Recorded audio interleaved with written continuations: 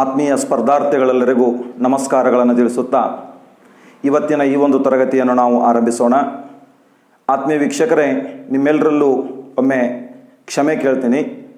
ಕಾರಣಾಂತರಗಳಿಂದ, ವೈಯಕ್ತಿಕ ಕಾರಣಗಳಿಂದಾಗಿ ಸುಮಾರು 4-5 ದಿನಗಳ ಕಾಲ ನಾವು ಲೈವ್ ತರಗತಿಯನ್ನು ಮಾಡೋದಕ್ಕೆ ಸಾಧ್ಯ ಆಗಿಲ್ಲ.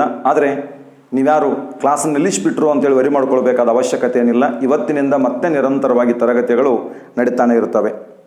ಆತ್ಮೀಯ ವೀಕ್ಷಕರೇ, ನಾವು SDA ಮತ್ತು FDA ಪರೀಕ್ಷೆಗೆ ಉಪಯುಕ್ತವಾಗ್ತಕ್ಕಂತಹ ಹಾಗೂ AE JE ಆಗಿರ್ಬೋದು, PC PSI ಇನ್ನುಳಿದಂಥ ಎಲ್ಲ ಪರೀಕ್ಷೆಗಳು ಉಪಯುಕ್ತವಾಗ್ತಕ್ಕಂಥ ಸಾಮಾನ್ಯ ಅಧ್ಯಯನದ ಕುರಿತು ತರಗತಿಗಳನ್ನು ಮಾಡ್ತಾ ಇದ್ವಿ. ಮೊದಲು 18 ಇತಿಹಾಸಕ್ಕೆ ಸಂಬಂಧಪಟ್ಟಂಥ ವಿಡಿಯೋಗಳನ್ನು ಮಾಡಿದರೆ, ಅದಾದ ನಂತರ ಈ ಸಾಮಾನ್ಯ ಅಧ್ಯಯನಕ್ಕೆ ಸಂಬಂಧಪಟ್ಟಂಥ ಜಿಯೋಗ್ರಫಿ ಆಗಿರ್ಬೋದು, ಆಮೇಲೆ ಜನರಲ್ GK ಆಗಿರ್ಬೋದು, ಆಮೇಲೆ ಇಂಡಿಯನ್ ಕಾನ್ಸ್ಟಿಟ್ಯೂಷನ್ನು, ಎಕನಾಮಿ ಈ ಸಂಬಂಧಪಟ್ಟಂಥ ಇನ್ನುಳಿದ ವಿಷಯಗಳನ್ನು ಸಂಬಂಧಪಟ್ಟಂಥ ವಿಡಿಯೋಗಳನ್ನು ನಾವು ಮಾಡಿದ್ವಿ. ಸುಮಾರು 8 ವಿಡಿಯೋಗಳನ್ನು ಮಾಡಿದ್ವಿ. ಇದು ಅದರ ಮುಂದುವರೆದ ಭಾಗ. ಆತ್ಮೀಯ ವೀಕ್ಷಕರೇ, ನಮ್ಮ ಚಾನಲ್ ಏನಿದೇನೋ ಸಿದ್ದಣ್ಣ ದಳವಾಯಿ ಎಜುಕೇಟರ್ ಅಂತೇಳಿ, ಈ ಚಾನಲ್ ಈಗ 49,800ಕ್ಕಿಂತಲೂ ಹೆಚ್ಚಿನ ಸಬ್ಸ್ಕ್ರೈಬರ್ಸನ್ನು ಹೊಂದಿದೆ. ಇವತ್ತು ಸಂಜೆ ಅಥವಾ ಇವತ್ತು ಈ ಟೈಮ್ಗೆ ಅಥವಾ ನಾಳೆ ಮುಂಜಾನೆಗೆ ಅಂತಂದ್ರೆ ಅದು 50,000 ಸಬ್ಸ್ಕ್ರೈಬರನ್ನು ರೀಚ್ ಆಗುತ್ತೆ. ಇದೇನು ದೊಡ್ಡ ಸಾಧನೆ ಏನಂತಲ್ಲ, ಆದರೆ ಒಬ್ಬ ವ್ಯಕ್ತಿ ಒಂದು ಚಾನಲಲ್ಲಿ ಕ್ಲಾಸ್ ಮಾಡ್ತಾ ಆ ಒಬ್ಬ ವ್ಯಕ್ತಿಯನ್ನು ಬೆಂಬಲಿಸಿ 50,000 ಜನ ಅಲ್ಲಿ ಸಬ್ಸ್ಕ್ರೈಬರ್ ಆಗಿದ್ದಾರೆ ಅಂತಂದರೆ, ವಿಡಿಯೋಗಳನ್ನ ಇಷ್ಟಪಡ್ತಿದ್ದಾರೆ ಅಂತಂದರೆ, ನಾವು ಅವರಿಗೆ ಇನ್ನೂ ಹೆಚ್ಚಿನ ನ್ಯಾಯವನ್ನು ಒದಗಿಸಿಕೊಡಬೇಕು ಅಂತೇಳಿ ನಮ್ಮಲ್ಲಿ ಏನೋ ಒಂದು ಹುಮ್ಮಸ್ಸಿದೆ. ಆ ಒಂದು ಕಾರಣಕ್ಕಾಗಿ ಈ ಒಂದು ಚಾನಲ್ ನೀವು ಇನ್ನೂ ಹೆಚ್ಚಿಗೆ ಬೆಳೆಸಬೇಕು ಅನ್ನೋ ಕಾರಣಕ್ಕಾಗಿ ನಾನು ನಿಮ್ಮಲ್ಲಿ ಒಂದು ಮನವಿಯನ್ನು ಮಾಡ್ಕೊಳ್ತೀನಿ. ನಾವು ಮಾಡ್ತಕ್ಕಂಥ ವಿಡಿಯೋಗಳು ನಿಮ್ಗೆ ಇಷ್ಟ ಆಗಿದ್ದರೆ ಆ ವಿಡಿಯೋಗಳು ನಿಮ್ಮ ಸ್ನೇಹಿತರ ಜೊತೆಗೆ ಹಂಚಿಕೊಳ್ಳಿ. ಜೊತೆಗೆ ಒಂದು ಲೈಕನ್ನು ಕೊಡೋದ್ರೊಂದಿಗೆ ನಮಗೆ ನೀವು ಬೆಂಬಲಿಸಬೇಕು ಅಂತ ನಿಮ್ಮಲ್ಲಿ ಕೇಳ್ಕೊಳ್ತಾ ಇದ್ದೀನಿ. ಇನ್ನೊಂದು ಖುಷಿ ವಿಚಾರ ಅಂತಂದರೆ, ನಾವು ಮಾಡ್ತಿರ್ತಕ್ಕಂಥ ಇದೇನು ಪ್ರತಿದಿನ ರಾತ್ರಿ 9ರಿಂದ 10 ಗಂಟೆಯವರೆಗೆ ಲೈವ್ ತರಗತಿಯನ್ನು ಮಾಡ್ತಾ ಇದ್ದೀವಿ ಉಚಿತವಾಗಿ. ಇದನ್ನು ಗುರುತಿಸಿದಂಥ ಕನ್ನಡದ ವಿಜಯವಾಣಿ ಪತ್ರಿಕೆ ಅದನ್ನು ಇವತ್ತಿನ ದಿನ ತನ್ನ ಒಂದು ಲೋಕಲ್ ಸುದ್ದಿ ಒಳಗೆ, ಬೆಳಗಾವಿ ಜಿಲ್ಲೆ ಲೋಕಲ್ ಸುದ್ದಿ ಒಳಗೆ ಅದನ್ನು ಪ್ರಕಟಿಸಿದೆ. ಆ ವಿಜಯವಾಣಿ ಪತ್ರಿಕೆಗೂ ಸಹಿತ ಮತ್ತೊಮ್ಮೆ ಕೈ ಜೋಡಿಸಿ ನಮಸ್ಕಾರಗಳನ್ನು ತಿಳಿಸುತ್ತಾ ಈ ಒಂದು ತರಗತಿಯನ್ನು ನಾವು ಆರಂಭಿಸೋಣ. ಆತ್ಮೀಯ ವೀಕ್ಷಕರೇ, ಇವತ್ತು ನಾನು ಒಂದೇ ಪ್ರಶ್ನೆಯನ್ನು ಸಾಲ್ವ್ ಮಾಡ್ತೇನೆ. ಯಾಕೆ ಒಂದೇ ಪ್ರಶ್ನೆ ಅಂತಂದರೆ, ಆ ಒಂದು ಪ್ರಶ್ನೆಯನ್ನು ನೀವು ಚೆನ್ನಾಗಿ, ಒಂದು ಪ್ರಶ್ನೆಗೆ ಸಂಬಂಧಪಟ್ಟಂಥ ಕಾನ್ಸೆಪ್ಟನ್ನು ಚೆನ್ನಾಗಿ ಅರ್ಥ ಮಾಡ್ಕೊಂಡ್ಬಿಟ್ರೆ ಮುಂದೆ ಬರ್ತಕ್ಕಂಥ ಯಾವ ಪರೀಕ್ಷೆಗಳದಾವೋ SDA FDA PC PSI ಆಗಿರ್ಬೋದು, ಆಮೇಲೆ ಈ AE JE ಈ ಎಲ್ಲವುಗಳಲ್ಲಿ ಈ ಕಾನ್ಸೆಪ್ಟ್ ಮೇಲೆ ಕ್ವಶನನ್ನು ಕೇಳ್ತಿರ್ತಾರೆ. ಹಿಂದೆ ಭಾಳಷ್ಟು ಸಾರಿ ಕ್ವಶನನ್ನು ಕೇಳಿದ್ದಾರೆ, ಮತ್ತೆ ಮುಂದೇನೂ ಕೂಡ ಕೇಳ್ತಕ್ಕಂಥ ಚಾನ್ಸ್ ಭಾಳ ಇರ್ತದೆ. ಇದನ್ನು ನೀವು ನೀಟಾಗಿ ಅರ್ಥ ಮಾಡ್ಕೊಳ್ಬೇಕು. ಓಕೆ, ನಾವೀಗ ಆ ಪ್ರಶ್ನೆ ಯಾವುದು ಅಂತೇಳಿ ನೋಡೋಣ. ಪ್ರಶ್ನೆ ಏನಿದೆ ಅಂತಂದರೆ, 3ನೇ ಆಂಗ್ಲೋ ಮೈಸೂರು ಯುದ್ಧವು ಯುದ್ಧವು ಕೊನೆಗೊಂಡಿದ್ದು ಈ ಒಪ್ಪಂದದನ್ವಯ ಅಂತ ಪ್ರಶ್ನೆಯನ್ನು ಕೇಳ್ತಾರೆ. ನಿಮ್ಗೆಲ್ರಿಗೂ ಉತ್ತರ ಗೊತ್ತಿದೆ. 3ನೇ ಆಂಗ್ಲೋ ಮೈಸೂರು ಯುದ್ಧ ಕೊನೆಗೊಂಡದ್ದು ಈ ಒಪ್ಪಂದದನ್ವಯ ಅಂತ ಪ್ರಶ್ನೆಯನ್ನು ಕೊಟ್ಟು ಆಪ್ಷನ್ಸ್ ಕೊಡ್ತಾರೆ. ಏನು ಕೊಡ್ತಾರೆ? A ಮದ್ರಾಸ್ ಒಪ್ಪಂದ, B ಮಂಗಳೂರು ಒಪ್ಪಂದ, C ಶ್ರೀರಂಗಪಟ್ಟಣ ಒಪ್ಪಂದ, D ಪಾಂಡಿಚೇರಿ ಒಪ್ಪಂದ ಅಂತೇಳಿ ಆಪ್ಷನ್ಸನ್ನು ಕೊಟ್ಟಿರ್ತಾರೆ. ಓಕೆ, ಇಲ್ಲಿ ನಿಮಗೆ 1ನೇ ಆಂಗ್ಲೋ ಮೈಸೂರು ಯುದ್ಧ ಕೊನೆಗೊಂಡದ್ದು ಯಾವ ಒಪ್ಪಂದದೊಂದಿಗೆ, 2ನೇ ಆಂಗ್ಲೋ ಮೈಸೂರು ಯುದ್ಧ ಕೊನೆಗೊಂಡದ್ದು ಯಾವ ಒಪ್ಪಂದದೊಂದಿಗೆ, 3ನೇದು ಯಾವುದು, 4ನೇದು ಏನಾಯಿತು ಅಂತೇಳಿ ಒಪ್ಪಂದಗಳ ಬಗ್ಗೆ ನಿಮಗೆಲ್ಲ ಗೊತ್ತಿದೆ. ಆದರೆ ಅಲ್ಲಿ ಆಂಗ್ಲರು ಮತ್ತು ಮೈಸೂರಿನ ಅರಸರ ನಡುವಿನ ಸಂಬಂಧಗಳು ಯಾವ ರೀತಿ ಇದ್ದು ಅಂತ ಅದೊಂದು ಕಾನ್ಸೆಪ್ಟ್. ಅದನ್ನು ನಾವು ಆಂಗ್ಲೋ ಮೈಸೂರು ಸಂಬಂಧಗಳು ಅಂತ ಕರಿತೀವಿ. ಈ ಆಂಗ್ಲೋ ಮೈಸೂರು ಸಂಬಂಧಗಳ ಬಗ್ಗೆ UPSC ಇಂದ ಹಿಡಿದು PC ಎಕ್ಸಾಮ್ವರೆಗೂ ಸಹಿತ ಕ್ವಶನ್ ಅನ್ನು ಕೇಳ್ತಾರೆ. ಓಕೆನಾ? ಈಗ ನಾವು ನೇರವಾಗಿ ವಿಷಯಕ್ಕೆ ಬಂದ್ಬಿಡೋಣ. ಆಂಗ್ಲೋ ಮೈಸೂರು ಸಂಬಂಧಗಳು ಅಂತಕ್ಕಂಥ ಒಂದು ಕಾನ್ಸೆಪ್ಟ್ ಇದು. ನಾ ಏನು ಹೇಳ್ತೀನೋ ಇದನ್ನು ನೀವು ನೀಟಾಗಿ ಅರ್ಥ ಮಾಡ್ಕೊಂಡ್ರಿ ಅಂತಂದರೆ, ಇಲ್ಲಿ ಸುಮಾರು 40ರಿಂದ 50 ಕ್ವಶನ್ಸನ್ನು ಕೇಳ್ತಕ್ಕಂಥ ಚಾನ್ಸ್ ಇರ್ತದೆ. ಅಂದರೆ ನಾನು 1 ಗಂಟೆಯ ಅವಧಿಯಲ್ಲಿ ನಿಮಗೆ 40-50 ಕ್ವಶನ್ಗಳಿಗೆ ನೀವು ಆನ್ಸರ್ ಮಾಡೋದಕ್ಕೆ ಶಕ್ಯರಾಗುವಷ್ಟು ಜ್ಞಾನವನ್ನು ನಾನು ಕೊಡಬಲ್ಲೆ ಅಂತ ಹೇಳ್ತೀನಿ. ಓಕೆ, ನಾವೀಗ ನೋಡೋಣ ಆಂಗ್ಲೋ ಮೈಸೂರು ಸಂಬಂಧಗಳು ಅಂತೇಳಿ. ಆತ್ಮೀಯ ವೀಕ್ಷಕರೇ, ನಾನು ಹಿಂದಿನ ಒಂದು ವಿಡಿಯೋದಲ್ಲಿ ಚಿಕ್ಕದೇವರಾಜ ಒಡೆಯರ್ ಅಂತಕ್ಕಂಥ ಒಬ್ಬ ರಾಜನ ಬಗ್ಗೆ ಹೇಳಿದ್ದೆ. ಚಿಕ್ಕದೇವರಾಜ ಒಡೆಯರ್ ಆರಂಭಿಕ ಮೈಸೂರಿನ ಅರಸರಲ್ಲಿ ಅತ್ಯಂತ ಪ್ರಬಲ, ಅತ್ಯಂತ ರಾಜನೀತಿ ನಿಪುಣನಾಗಿದ್ದಂಥ ಒಬ್ಬ ರಾಜ ಚಿಕ್ಕದೇವರಾಜ ಒಡೆಯರ್ ಅಂತಿದ್ದ. ಅವರ ಆಡಳಿತ ಸುಧಾರಣೆಲ್ಲವನ್ನ ಒಂದಿನ ಹೇಳಿದ್ದೆ ವಿಡಿಯೋದಲ್ಲಿ ನಿಮಗೆ. ಆ ಚಿಕ್ಕದೇವರಾಜ ಒಡೆಯರವರ ನಿಧನದ ನಂತರ ಅವ್ರ ಮಗ ಕಿವುಡ ಹಾಗೂ ಮೂಕಾಗಿದ್ದರು. ಕೈ ಸನ್ನೆ ಬಾಯಿ ಸನ್ನೆ ಮೂಲಕ ಆಡಳಿತವನ್ನು ಅವ್ರು ಮಾಡ್ತಿರ್ತಾರೆ. ಎರಡನೇ ಕಂಠೀರವ ನರಸರಾಜ ಒಡೆಯರ್ ಅಂತ. ಆ ಎರಡನೇ ಕಂಠೀರವ ನರಸರಾಜ ಒಡೆಯರ್ ಅವರು ಕಿವುಡರು ಮೂಕರಾಗಿದ್ದಕ್ಕಾಗಿ ಅವ್ರ ಕಾಲದಲ್ಲಿ ಪ್ರಸಿದ್ಧಿಗೆ ಬಂದವರು ಯಾರು ಅಂತಂದ್ರೆ ದಳವಾಯಿಗಳು ಅಂತ ಬರ್ತಾರೆ. ದೇವರಾಜಯ್ಯ ಮತ್ತು ನಂಜರಾಜಯ್ಯ ಅಂತ. ಆ ದಳವಾಯಿ ದೇವರಾಜಯ್ಯ ಮತ್ತು ದಳವಾಯಿ ನಂಜರಾಜಯ್ಯ ಅಂತ ಇವ್ರು ಇಬ್ಬರು ಜನ ಇದ್ರೋ, ಈ ಇಬ್ಬರು ಜನ ಹಂತ ಹಂತವಾಗಿ ಮೈಸೂರಿನ ಅರಸರನ್ನ ಮೂಲೆಗುಂಪು ಮಾಡಿ ಮೈಸೂರು ಸಂಸ್ಥಾನವನ್ನು ತಮ್ಮ ಹಿಡಿತಕ್ಕೆ ತಗೊಂಡಿದ್ರು. ಒಂದರ್ಥದಲ್ಲಿ ಅದು ಮೈಸೂರು ಸಂಸ್ಥಾನ ದಳವಾಯಿಗಳ ಆಡಳಿತಕ್ಕೊಳಪಟ್ಟುಬಿಟ್ಟಿತ್ತು. ದೇವರಾಜಯ್ಯ ಮತ್ತು ನಂಜರಾಜರ ಆಡಳಿತಕ್ಕೊಳಪಟ್ಟಿತ್ತು. ಈ ದಳವಾಯಿಗಳು ಆಡಳಿತವನ್ನು ಮಾಡುವ ಸಮಯದಲ್ಲಿ ಒಬ್ಬ ಸೈನಿಕ ಇವರ ಸೈನ್ಯದಲ್ಲಿರ್ತಾನೆ. ತನ್ನ ಹೆಸರು ಹೈದರಾಲಿ ಅಂತೇಳಿ. ಹೈದರಾಲಿ ಅಂತ ಒಬ್ಬ ಸೈನಿಕ. ಈ ಹೈದರಾಲಿ ಎಂಬ ಸೈನಿಕ ಒಬ್ಬ ಸಾಮಾನ್ಯ ಸೈನಿಕನಾಗಿದ್ದಂಥ ವ್ಯಕ್ತಿ. ಓಕೆ, ಈ ಹೈದರಾಲಿ ಎಂಬ ವ್ಯಕ್ತಿ ಜನಿಸಿದ್ದು 1721ರಲ್ಲಿ ಕೋಲಾರದ ಬೂದಿಕೋಟೆ ಅಂತ ಒಂದು ಸ್ಥಳ. PC ಎಕ್ಸಾಮ್ನಲ್ಲಿ ಈ ಕ್ವಶನ್ ಅನ್ನ ಕೇಳ್ತಾರ. ಹೈದರಾಲಿಯ ಜನ್ಮಸ್ಥಳ ಯಾವುದು? ಕೋಲಾರದ ಬೂದಿಕೋಟೆಯಲ್ಲಿ ಈ ಹೈದರಾಲಿ ಜನಿಸ್ತಾನೆ. ಓಕೆ, ಈತ ಜನಿಸಿದ 7ನೇ ವರ್ಷಕ್ಕೆ ಈತನ ತಂದೆ ನಿಧನ ಹೊಂದಿದ್ದರಿಂದಾಗಿ ಈತ ಶಿಕ್ಷಣವನ್ನು ಪಡೆಯಲು ಸಾಧ್ಯವಾಗದೆ ಅನಕ್ಷರಸ್ಥನಾಗಿ ಈತ ಉಳ್ಕೊಳ್ತಾನೆ. ಈತ ಒಬ್ಬ ಅನಕ್ಷರಸ್ಥನಾಗಿದ್ದ. ನಂತರ ಈತ ಶಿಕ್ಷಣವನ್ನು ಪಡೆಯದೆ ಕುದುರೆ ಸವಾರಿ ಕತ್ತಿವರಸೆಯನ್ನು ಕಲ್ತ್ಕೊಂಡಂಥ ಹೈದರಾಲಿ ಬಂದು ಮೈಸೂರಿನ ಸೈನ್ಯದಲ್ಲಿ ಸಾಮಾನ್ಯ ಸೈನಿಕನಾಗಿದ್ದಂಥ ವ್ಯಕ್ತಿ ದೇವರಾಜಯ್ಯ ಮತ್ತು ನಂಜರಾಜಯ್ಯರ ವಿಶ್ವಾಸವನ್ನು ಗಳಿಸಿ 1755ರಲ್ಲಿ ತಮಿಳುನಾಡಿನ ದಿಂಡಿಗಲ್ ಅಂತ ಒಂದು ಪ್ರದೇಶ, ಈ ದಿಂಡಿಗಲ್ ಪ್ರದೇಶಕ್ಕೆ ಈತ ಹೈದರಾಲಿಯು ಫೌಜ್ದಾರನಾದ ಅಂದ್ರೆ ಆ ಒಂದು ಜಿಲ್ಲೆಯ ಸೇನಾಪತಿಯಾದ. ಓಕೆ, ದಿಂಡಿಗಲ್ನ ಫೌಜ್ದಾರನಾದಂಥ ಈ ವ್ಯಕ್ತಿ ಹೈದರಾಲಿಯು ದಿಂಡಿಗಲ್ನಲ್ಲೊಂದು ಶಸ್ತ್ರಾಗಾರವನ್ನು ಸ್ಥಾಪಿಸಿದ. ತನ್ನ ಕೌಶಲ್ಯವನ್ನು ಅಲ್ಲಿ ಪ್ರಚುರಪಡಿಸ್ತಾನೆ. ಇದಾದ ನಂತರ 1758ರಲ್ಲಿ ಮರಾಠರ ಪೇಶ್ವೆಗಳು ಬಂದು ಈ ದಳವಾಯಿಗಳು ಅಥವಾ ಮೈಸೂರಿನ ಒಡೆಯರ ರಾಜಧಾನಿಯಾಗಿರ್ತಕ್ಕಂಥ ಶ್ರೀರಂಗಪಟ್ಟಣದ ಮೇಲೆ ದಾಳಿಯನ್ನು ಮಾಡ್ತಾರೆ. ಅವರು ಚೌತಾಯ್ ಅಂತಕ್ಕಂಥ ಒಂದು ತೆರಿಗೆ ಏನಿತ್ತೋ, ಹಿಂದೆ ಒಂದಿನ ನಾನು ಹೇಳಿದ್ದೆ ನಿಮಗೆ, ಮರಾಠರ ಕಾಲದಲ್ಲಿ ಚೌತಾಯ್ ಮತ್ತು ಸರ್ದೇಶ್ಮುಖಿ ಅಂತಕ್ಕಂಥ 2 ತೆರಿಗೆಗಳಿದ್ದು. ಆ ಸರ್ದೇಶ್ಮುಖಿ ಅಂತಕ್ಕಂಥದ್ದು ಮರಾಠರು ತಮ್ಮ ರಾಜ್ಯದ ಮೇಲೆ ತಮ್ಮ ಮಿತ್ರ ರಾಜ್ಯದ ಮೇಲೆ ವಿಧಿಸ್ತಕ್ಕಂಥ ತೆರಿಗೆ ಆಗಿದ್ರೆ, ಚೌತಾಯ್ ಅಥವಾ ಚೌತ್ ಅಂತಕ್ಕಂಥದ್ದು ಶತ್ರು ರಾಜ್ಯರ ಮೇಲೆ ವಿಧಿಸ್ತಕ್ಕಂಥ ತೆರಿಗೆ ಆಗಿತ್ತು. ಮರಾಠರ ಪೇಶ್ವೆಗಳು 1758ರಲ್ಲಿ ಚೌತ್ ವಸೂಲಿಗೆ ಶ್ರೀರಂಗಪಟ್ಟಣಕ್ಕೆ ಬಂದು ದಾಳಿ ಮಾಡಿದಾಗ ಹೈದರಾಲಿಯು ತಾನು ಆ ಮರಾಠರ ವಿರುದ್ಧ ಹೋರಾಡಿ ಮರಾಠರ ಪೇಶ್ವೆಗಳನ್ನು ಸೋಲಿಸ್ತಾನೆ. ಮರಾಠರ ಪೇಶ್ವೆಗಳನ್ನು ಈತ ಸೋಲಿಸಿದಾಗ ಅವಾಗಿದ್ದಂಥ ಮೈಸೂರಿನ ಒಡೆಯರ್ ಯಾರು ಅಂದರೆ 2ನೇ ಕೃಷ್ಣರಾಜ ಒಡೆಯರ್ ಅಂತ ಇರ್ತಾರೆ. ಆ 2ನೇ ಕೃಷ್ಣರಾಜ ಒಡೆಯರ್ ಅವರು ಹೈದರಾಲಿಗೆ ಒಂದು ಬಿರುದನ್ನು ಕೊಟ್ಟಂಥ ಬಿರುದು ಯಾವುದಂತಂದ್ರೆ ಫತೇ ಹೈದರ್ ಬಹದ್ದೂರ್ ಅಂತೇಳಿ. ಫತೇ ಹೈದರ್ ಬಹದ್ದೂರ್ ಅಂತ ಬಿರುದು ಬಂತು. ನೆನಪಿಟ್ಟುಕೊಳ್ರಿ, ಹೈದರಾಲಿಗೆ ಫತೇ ಹೈದರ್ ಬಹದ್ದೂರ್ ಎಂಬ ಬಿರುದನ್ನು ಕೊಟ್ಟವರು ಯಾರು ಅಂತ ಕೇಳಿದ್ರೆ ಮೈಸೂರಿನ 2ನೇ ಕೃಷ್ಣರಾಜ ಒಡೆಯರ್ ಅಥವಾ ಇಮ್ಮಡಿ ಕೃಷ್ಣರಾಜ ಒಡೆಯರ್ ಹೈದರಾಲಿಗೆ ಫತೇ ಹೈದರ್ ಬಹದ್ದೂರ್ ಅಂತ ಬಿರುದನ್ನು ಕೊಟ್ಟರು. ಯಾವಾಗ ಮರಾಠರ ಪೇಶ್ವೆಗಳನ್ನು ಹೈದರಾಲಿಯು ಸೋಲಿಸಿ ತನ್ನ ಸಾಮರ್ಥ್ಯವನ್ನು ತೋರಿಸಿದ್ನೋ ಆವಾಗ ತನ್ನ ಸಾಮರ್ಥ್ಯದ ಮೇಲೆ ತನಗೆ ಇನ್ನಷ್ಟು ನಂಬಿಕೆ ಹೆಚ್ಚಾಗಿ 1761ರಲ್ಲಿ ದಳವಾಯಿ ದೇವರಾಜಯ್ಯ ಮತ್ತು ದಳವಾಯಿ ನಂಜರಾಜಯ್ಯ ಅಂತಿದ್ರು. ಅವರಿಬ್ಬರನ್ನ ಸಿಂಹಾಸನದಿಂದ ಕೆಳಗಿಳಿಸಿ ಈತನೇ ದಳವಾಯಿಯಾದ ಅಂದ್ರೆ ಈತನೇ ಮೈಸೂರಿನ ಸೈನ್ಯದ ಸೇನಾಪತಿಯಾದಂಥ ದಳವಾಯಿಯಾದಂಥ ಹೈದರಾಲಿಯು ಮೈಸೂರಿನ ಅರಸರನ್ನ ಬಂಧನದಲ್ಲಿಟ್ಟು ಸಂಪೂರ್ಣ ಮೈಸೂರಿನ ಆಡಳಿತವನ್ನು ತನ್ನ ಹಿಡಿತಕ್ಕೆ ತೆಗೆದುಕೊಳ್ಳುತ್ತಾನೆ. ಅವಾಗಿನಿಂದ ಹೈದರಾಲಿ ಒಬ್ಬ ಸರ್ವಾಧಿಕಾರಿಯಾದ. ಅನಕ್ಷರಸ್ಥನಾಗಿದ್ದರೂ ರಾಜನೀತಿ ನಿಪುಣನಾಗಿದ್ದಂಥ ಈ ವ್ಯಕ್ತಿ, ಯುದ್ಧ ಕಲೆಯಲ್ಲಿ ಬಹಳಷ್ಟು ಚಾಣಾಕ್ಷನಾಗಿದ್ದಂಥ ಹೈದರಾಲಿಯು ಇಡೀ ಮೈಸೂರು ಸಂಸ್ಥಾನವನ್ನು ತನ್ನ ಹಿಡಿತಕ್ಕೆ ತೆಗೆದುಕೊಂಡ ನಂತರ 1761ರ ಅಕ್ಟೋಬರ್ 1ನೇ ತಾರೀಕಿಗೆ 1761 ಅಕ್ಟೋಬರ್ 1ನೇ ತಾರೀಕಿಗೆ ಈ ಹೈದರ್ ಅಲಿಯು ಇಂದಿನ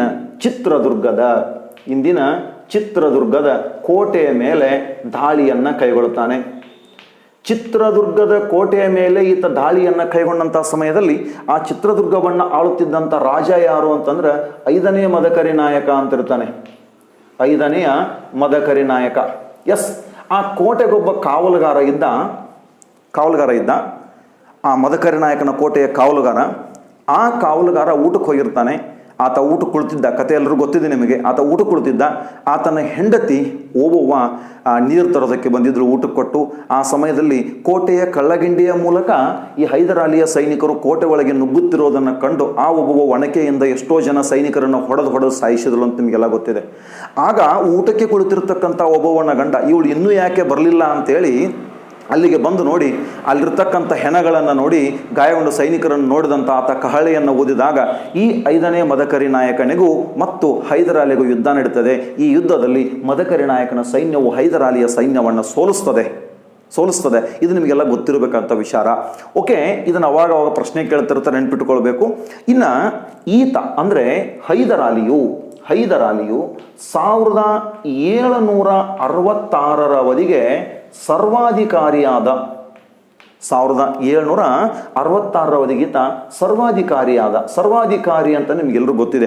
ಎಲ್ಲ ಆಡಳಿತವನ್ನು ತನ್ನ ಹಿಡಿತಕ್ಕೆ ತಗೊಳ್ಬೇಕು, ಸಾಮ್ರಾಜ್ಯವನ್ನು ವಿಸ್ತರಣೆ ಮಾಡಬೇಕು ಅಂತ ಈತ ಹೊರಡ್ತಾನೆ. ಯಾರೋ ಹೈದರ್ ಅಲಿ. ಸರ್ವಾಧಿಕಾರಿಯಾದಂಥ ಹೈದರ್ ಅಲಿಯು ಏನು ಮಾಡ್ತಾನೆ ಅಂತಂದರೆ, ಮರಾಠರು ಮತ್ತು ಹೈದರಾಬಾದ್ ನಿಜಾಮ ಇದ್ರು. ಈ ಮರಾಠರು ಪೇಶ್ವೆಗಳು, ಮರಾಠರು ಅಂದರೆ ಮರಾಠ ಪೇಶ್ವೆಗಳು. ಈ ಮರಾಠರು ಮತ್ತು ಹೈದರಾಬಾದ್ ನಿಜಾಮ ಇವರ ಪ್ರದೇಶಗಳ ಮೇಲೆ ದಾಳಿಯನ್ನು ಕೈಗೊಂಡ. ಸರ್ವಾಧಿಕಾರಿಯಾದಂಥ ಹೈದರ್ ಅಲಿಯು ಮರಾಠರು ಮತ್ತು ನಿಜಾಮರ ಪ್ರದೇಶಗಳ ಮೇಲೆ ದಾಳಿಯನ್ನು ಕೈಗೊಂಡಾಗ ಇವರು ಹೋದದ್ದು ಬ್ರಿಟಿಷರ ಕಡೆಗೆ. ಹೋದಾಗ ಬ್ರಿಟಿಷರು ಒಬ್ಬ ಅಧಿಕಾರಿ ಇರ್ತಾನೆ, ಕರ್ನಲ್ ಸ್ಮಿತ್ ಅಂತೇಳಿ. ಆ ಕರ್ನಲ್ ಸ್ಮಿತ್ ಮರಾಠರು ನಿಜಾಮ ಎಲ್ಲರೂ ಸೇರಿಕೊಂಡು ಒಂದು ಸೈನ್ಯವನ್ನು ರಚನೆ ಮಾಡ್ಕೊಳ್ತಾರೆ, ತ್ರಿಕೂಟ ಸೈನ್ಯ ಅಂತೇಳಿ. ಈ ಒಂದು ಕಾರಣಕ್ಕಾಗಿ ಒಂದು ಯುದ್ಧ ನಡೀತದೆ. ಅದನ್ನು ಮೊದಲನೆಯ ಆಂಗ್ಲೋ ಮೈಸೂರು ಯುದ್ಧ ಅಂತ ಕರೀತಾರ. ಮೊದಲನೆಯ ಆಂಗ್ಲೋ ಮೈಸೂರು ವಾರ್ ಅಂತ ಇದನ್ನು ಕರೀತಾರ. ಫಸ್ಟ್ ಆಂಗ್ಲೋ ಮೈಸೂರು ವಾರ್ ಅಂತೇಳಿ ಇದು ನಡೆದದ್ದು 1767ರಿಂದ 1769 ಅವಧಿಯಲ್ಲಿ. ನೋಡ್ರಿ, ಪ್ರಥಮ ಆಂಗ್ಲೋ ಮೈಸೂರು ಯುದ್ಧ ಎಲ್ಲಿಂದ ಎಲ್ಲಿವರೆಗೆ ನಡೀತು ಅಂತ ಪ್ರಶ್ನೆ ಕೇಳ್ತಾರೆ. ಪ್ರಥಮ ಆಂಗ್ಲೋ ಮೈಸೂರು ಯುದ್ಧ ನಡೆದದ್ದು 1767ರಿಂದ 1769 ಹೇಳಿದೆ. ನಾನು ಇವತ್ತು ನಿಮಗೆ ಹೇಳ್ತಿರ್ತಕ್ಕಂಥ ಕಾನ್ಸೆಪ್ಟ್ ಏನಿದೆನೋ ಇದು UPSC ಇಂದ ಹಿಡಿದು PC ಎಕ್ಸಾಮ್ವರೆಗೂ ಸಹಿತ ಕ್ವಶನ್ ಅನ್ನು ಕೇಳ್ತಾರೆ ಅಂತ ನಾನು ಹೇಳಿದೆ. ಅದು ನಿಮ್ಮ ಮನಸ್ಸಿನಾಗ ಇರಬೇಕು ಎಲ್ಲರೂ.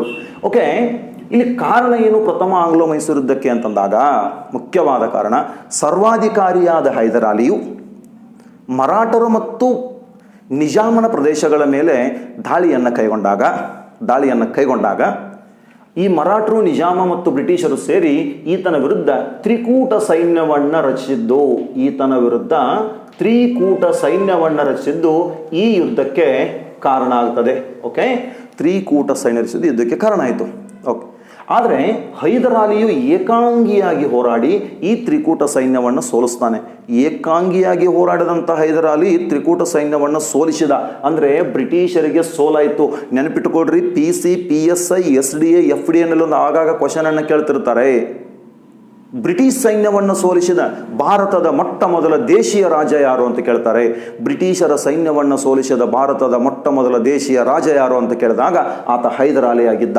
ಓಕೆ, ಈ ಹೈದರ್ ಅಲಿಯು ತ್ರಿಕೂಟ ಸೈನ್ಯವನ್ನು ಸೋಲಿಸಿದ ನಂತರ ಬ್ರಿಟಿಷರ ವಶದಲ್ಲಿರ್ತಕ್ಕಂಥ ಮದ್ರಾಸನ್ನು ತನ್ನ ವಶಕ್ಕೆ ತಗೊಂಡ. ಆ ಮದ್ರಾಸನ್ನು ವಶಪಡಿಸಿಕೊಂಡದ್ದಕ್ಕಾಗಿ 1769 ಏಪ್ರಿಲ್ 4ನೇ ತಾರೀಕಿಗೆ, ಭಾಳ ಇಂಪಾರ್ಟೆಂಟ್ ಇದು ಡೇಟು, ಡೇಟ್ ಅನ್ನೋದು ಇಸ್ವಿ 1769 ಏಪ್ರಿಲ್ 4ನೇ ತಾರೀಕಿಗೆ ಒಂದು ಕಡೆಗೆ ಈ ಹೈದರ್ ಅಲಿ ಇದ್ದ, ಇನ್ನೊಂದು ಕಡೆಗೆ ಬ್ರಿಟಿಷರ ಅಧಿಕಾರಿ ಕರ್ನಲ್ ಸ್ಮಿತ್ ಅಂತಿರ್ತಾನೆ. ಬ್ರಿಟಿಷರ ಅಧಿಕಾರಿ ಕರ್ನಲ್ ಸ್ಮಿತ್ ಅಂತಿದ್ದ. ಹೈದರ್ ಅಲಿ ಮತ್ತು ಈ ಕರ್ನಲ್ ಸ್ಮಿತ್ ನಡುವೆ 1769 ಏಪ್ರಿಲ್ 4ನೇ ತಾರೀಕಿಗೆ ಒಂದು ಒಪ್ಪಂದ ನಡೀತದ. ಯಾವ ಒಪ್ಪಂದ ಅಂತಂದ್ರೆ ಮದ್ರಾಸ್ ಒಪ್ಪಂದ ಅಂತ ನಡೆಯಿತು. ಬಹಳ ಇಂಪಾರ್ಟೆಂಟ್ ಇದು ಒಪ್ಪಂದ, ಮದ್ರಾಸ್ ಒಪ್ಪಂದ. ಓಕೆ, ಪ್ರಶ್ನೆ ಏನು ಕೇಳ್ತಾರೆ ಅಂತಂದ್ರೆ ಮದ್ರಾಸ್ ಒಪ್ಪಂದ ಅಂದ್ರೆ ಯಾವ ಒಪ್ಪಂದದೊಂದಿಗೆ ಮೊದಲನೇ ಆಂಗ್ಲೋ ಮೈಸೂರು ಯುದ್ಧ ಕೊನೆಗೊಂಡಿತು ಅಂತ ಕೇಳಿದಾಗ ಮದ್ರಾಸ್ ಒಪ್ಪಂದದೊಂದಿಗೆ. ಮದ್ರಾಸ್ ಒಪ್ಪಂದಕ್ಕೆ ಸಹಿ ಹಾಕಿದ ಮೈಸೂರಿನ ಅರಸ ಯಾರು ಅಂತ ಕೇಳಿದಾಗ ಹೈದರ್ ಅಲಿ. ಮದ್ರಾಸ್ ಒಪ್ಪಂದಕ್ಕೆ ಸಹಿ ಹಾಕಿದ ಬ್ರಿಟಿಷ್ ಅಧಿಕಾರಿ ಯಾರು ಅಂತ ಕೇಳಿದಾಗ ಕರ್ನಲ್ ಸ್ಮಿತ್ ಅಂತಕ್ಕಂಥ ಅಧಿಕಾರಿ ಇರ್ತಾನೆ. ಇನ್ನು ಮದ್ರಾಸ್ ಒಪ್ಪಂದ ಯಾವಾಗ ನಡೀತು ಅಂತ ಕೇಳಿದ್ರೆ 1769 ಏಪ್ರಿಲ್ 4. ಇನ್ನೊಂದು ನೆನ್ಪಿಟ್ಕೊಡ್ರಿ, ನಮ್ಮ KPSC ಎಕ್ಸಾಮ್ಸ್ ಆಗಿರ್ಬೋದು, ಯಾವುದು KPS ಅಂದರೆ KS ಆಗಿರ್ಬೋದು, ಆಮೇಲೆ SDFD ಆಗಿರ್ಬೋದು, ಆಮೇಲೆ ನಮ್ಮ ಕರ್ನಾಟಕ ಸ್ಟೇಟ್ ಪೊಲೀಸ್ ಎಕ್ಸಾಮ್ಸ್ ಬಂದಾಗ PSI ಮತ್ತು PCಯಲ್ಲಿ ಅವೇನು ಕೇಳ್ತಾರೆ, ಆ ಪರೀಕ್ಷೆಗಳನ್ನ ಏನು ಎಕ್ಸ್ಪೆಕ್ಟ್ ಮಾಡ್ತಾವೆ ಅಂದರೆ ಸಾಮಾನ್ಯ ಜ್ಞಾನವನ್ನು. ಆದರೆ ಈ B.Ed ಮಾಡಿದವರಿಗೆ ಏನು B.Ed CET ಬರ್ತದೋ ಅಲ್ಲಿ ನಿಮ್ಮಿಂದ ಆಳವಾದ ಜ್ಞಾನವನ್ನು ಎಕ್ಸ್ಪೆಕ್ಟ್ ಮಾಡ್ತಿರ್ತಾರೆ ಅನ್ನೋ ಕಾರಣಕ್ಕಾಗಿ ಅಲ್ಲಿ ಇಂಥ ಡೇಟ್ಗಳನ್ನು ಕೇಳ್ತಕ್ಕಂಥ ಚಾನ್ಸ್ ಇರ್ತದೆ. ಈ ಡೇಟ್ ನೆನ್ಪಿಟ್ಟುಕೊಳ್ಬೇಕು. ಓಕೆ, ಈ ಮದ್ರಾಸ್ ಒಪ್ಪಂದ ಅಂತ ನಡೀತು.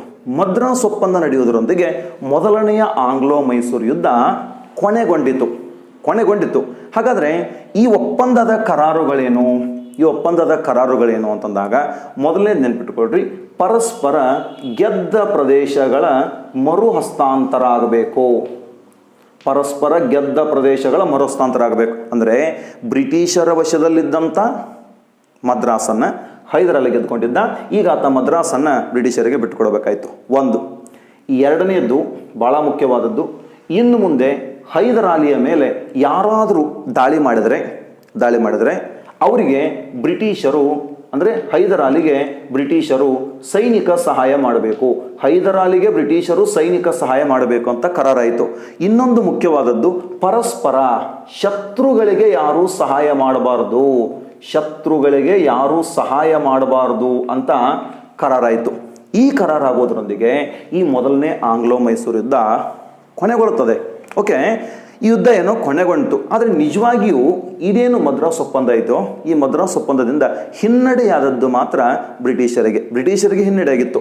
ಆ ಕಾರಣಕ್ಕಾಗಿ ಸುಮ್ಮನೆ ಕುಳಿತುಕೊಳ್ಳಲಾರದಂಥ ಬ್ರಿಟಿಷರು ಏನಾದರೂ ಒಂದು ಮಾಡ್ತಾ ಇದ್ರು. ಹೈದರ್ ಅಲಿ ಮಾತ್ರ ಫ್ರೆಂಚರಿಂದ ತನ್ನ ಸೈನ್ಯಕ್ಕೆ ತರಬೇತಿಯನ್ನು ಕೊಡಿಸ್ತಿದ್ದ.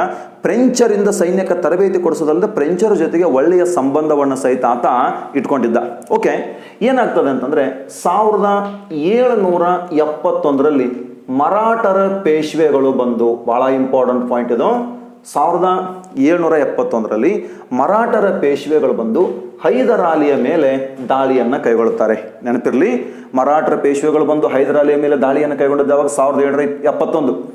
ಯಾರಾದರೂ ಹೈದರ್ ಅಲಿಯ ಮೇಲೆ ದಾಳಿಯನ್ನು ಮಾಡಿದಾಗ ಹೈದರ್ ಅಲಿಗೆ ಬ್ರಿಟಿಷರು ಸಹಾಯ ಮಾಡಬೇಕಂತ ಕರಾರಾಗಿತ್ತ. ಆದರೆ ಪೇಶ್ವೆಗಳು ಹೈದರ್ ಅಲಿಯ ಮೇಲೆ ದಾಳಿಯನ್ನು ಮಾಡಿದಾಗ ಬ್ರಿಟಿಷರು ಹೈದರ್ ಅಲಿಗೆ ಸಹಾಯ ಮಾಡಲಿಲ್ಲ. ಅಂದರೆ ಈ ಮದ್ರಾಸ್ ಒಪ್ಪಂದದ ಕರಾರನ್ನು ಮುರಿದವರು ಯಾರಪ್ಪ? ಬ್ರಿಟಿಷರು. ಇದು ಹೈದರ್ ಅಲಿಗೆ ಬಹಳಷ್ಟು ಸಿಟ್ಟು ತರಿಸಿತು. ಒಂದು. ಇನ್ನು ಎರಡನೇದು ಯಾವುದು ಅಂತಂದರೆ ಬಹಳ ಮುಖ್ಯವಾದಂಥ ಒಂದು ಅಂಶ ಅಂದರೆ 1780 ಫ್ರೆಂಚರ ವಸಾಹತು ಕೇಂದ್ರ ಇತ್ತು, ಮಾಹೆ ಅಂತೇಳಿ. ಫ್ರೆಂಚರ ವಸಾಹತು ಕೇಂದ್ರ ಮಾಹೆ. ವಸಾಹತು ಕೇಂದ್ರ ಅಂದ್ರೆ ವ್ಯಾಪಾರ ಕೇಂದ್ರ. ನಾನು ಭಾರತಕ್ಕೆ ಯುರೋಪಿಯನ್ನರ ಆಗಮನ ಅಂತಕ್ಕಂಥ ಒಂದು ಟಾಪಿಕನ್ನು ಹೇಳೋ ಟೈಮ್ನೊಳಗೆ ಈ ವ್ಯಾಪಾರ ಕೇಂದ್ರಗಳ ಬಗ್ಗೆ ಹೇಳಿದೆ ನಿಮಗೆ. ಓಕೆ, ಫ್ರೆಂಚರ ವ್ಯಾಪಾರ ಕೇಂದ್ರ ಮಾಹೆ ಅಂತಿತ್ತು. ಈ ಮಾಹೆ ಎಂಬ ವ್ಯಾಪಾರ ಕೇಂದ್ರವನ್ನು ಬ್ರಿಟಿಷರು ವಶಪಡಿಸಿಕೊಳ್ತಾರೆ. ಇಲ್ಲಿ ಹೈದರ್ ಅಲಿಗೆ ಸಹಾಯ ಮಾಡಿದವರು ಯಾರು? ಫ್ರೆಂಚರು. ಆ ಫ್ರೆಂಚರ ವ್ಯಾಪಾರ ಕೇಂದ್ರವನ್ನು ಈ ಬ್ರಿಟಿಷರು ವಶಪಡಿಸಿಕೊಳ್ತಾರೆ ಅಂತಂದ್ರೆ ಹೈದರ್ ಅಲಿ ಮತ್ತೊಮ್ಮೆ ಬ್ರಿಟಿಷರ ವಿರುದ್ಧ ಕ್ರೋಧನಾದ ಅಥವಾ ಕ್ರುದ್ಧಗೊಂಡ, ಸಿಟ್ಟಿಗೆದ್ದ ಅಂತ ಹೇಳ್ಬೋದು.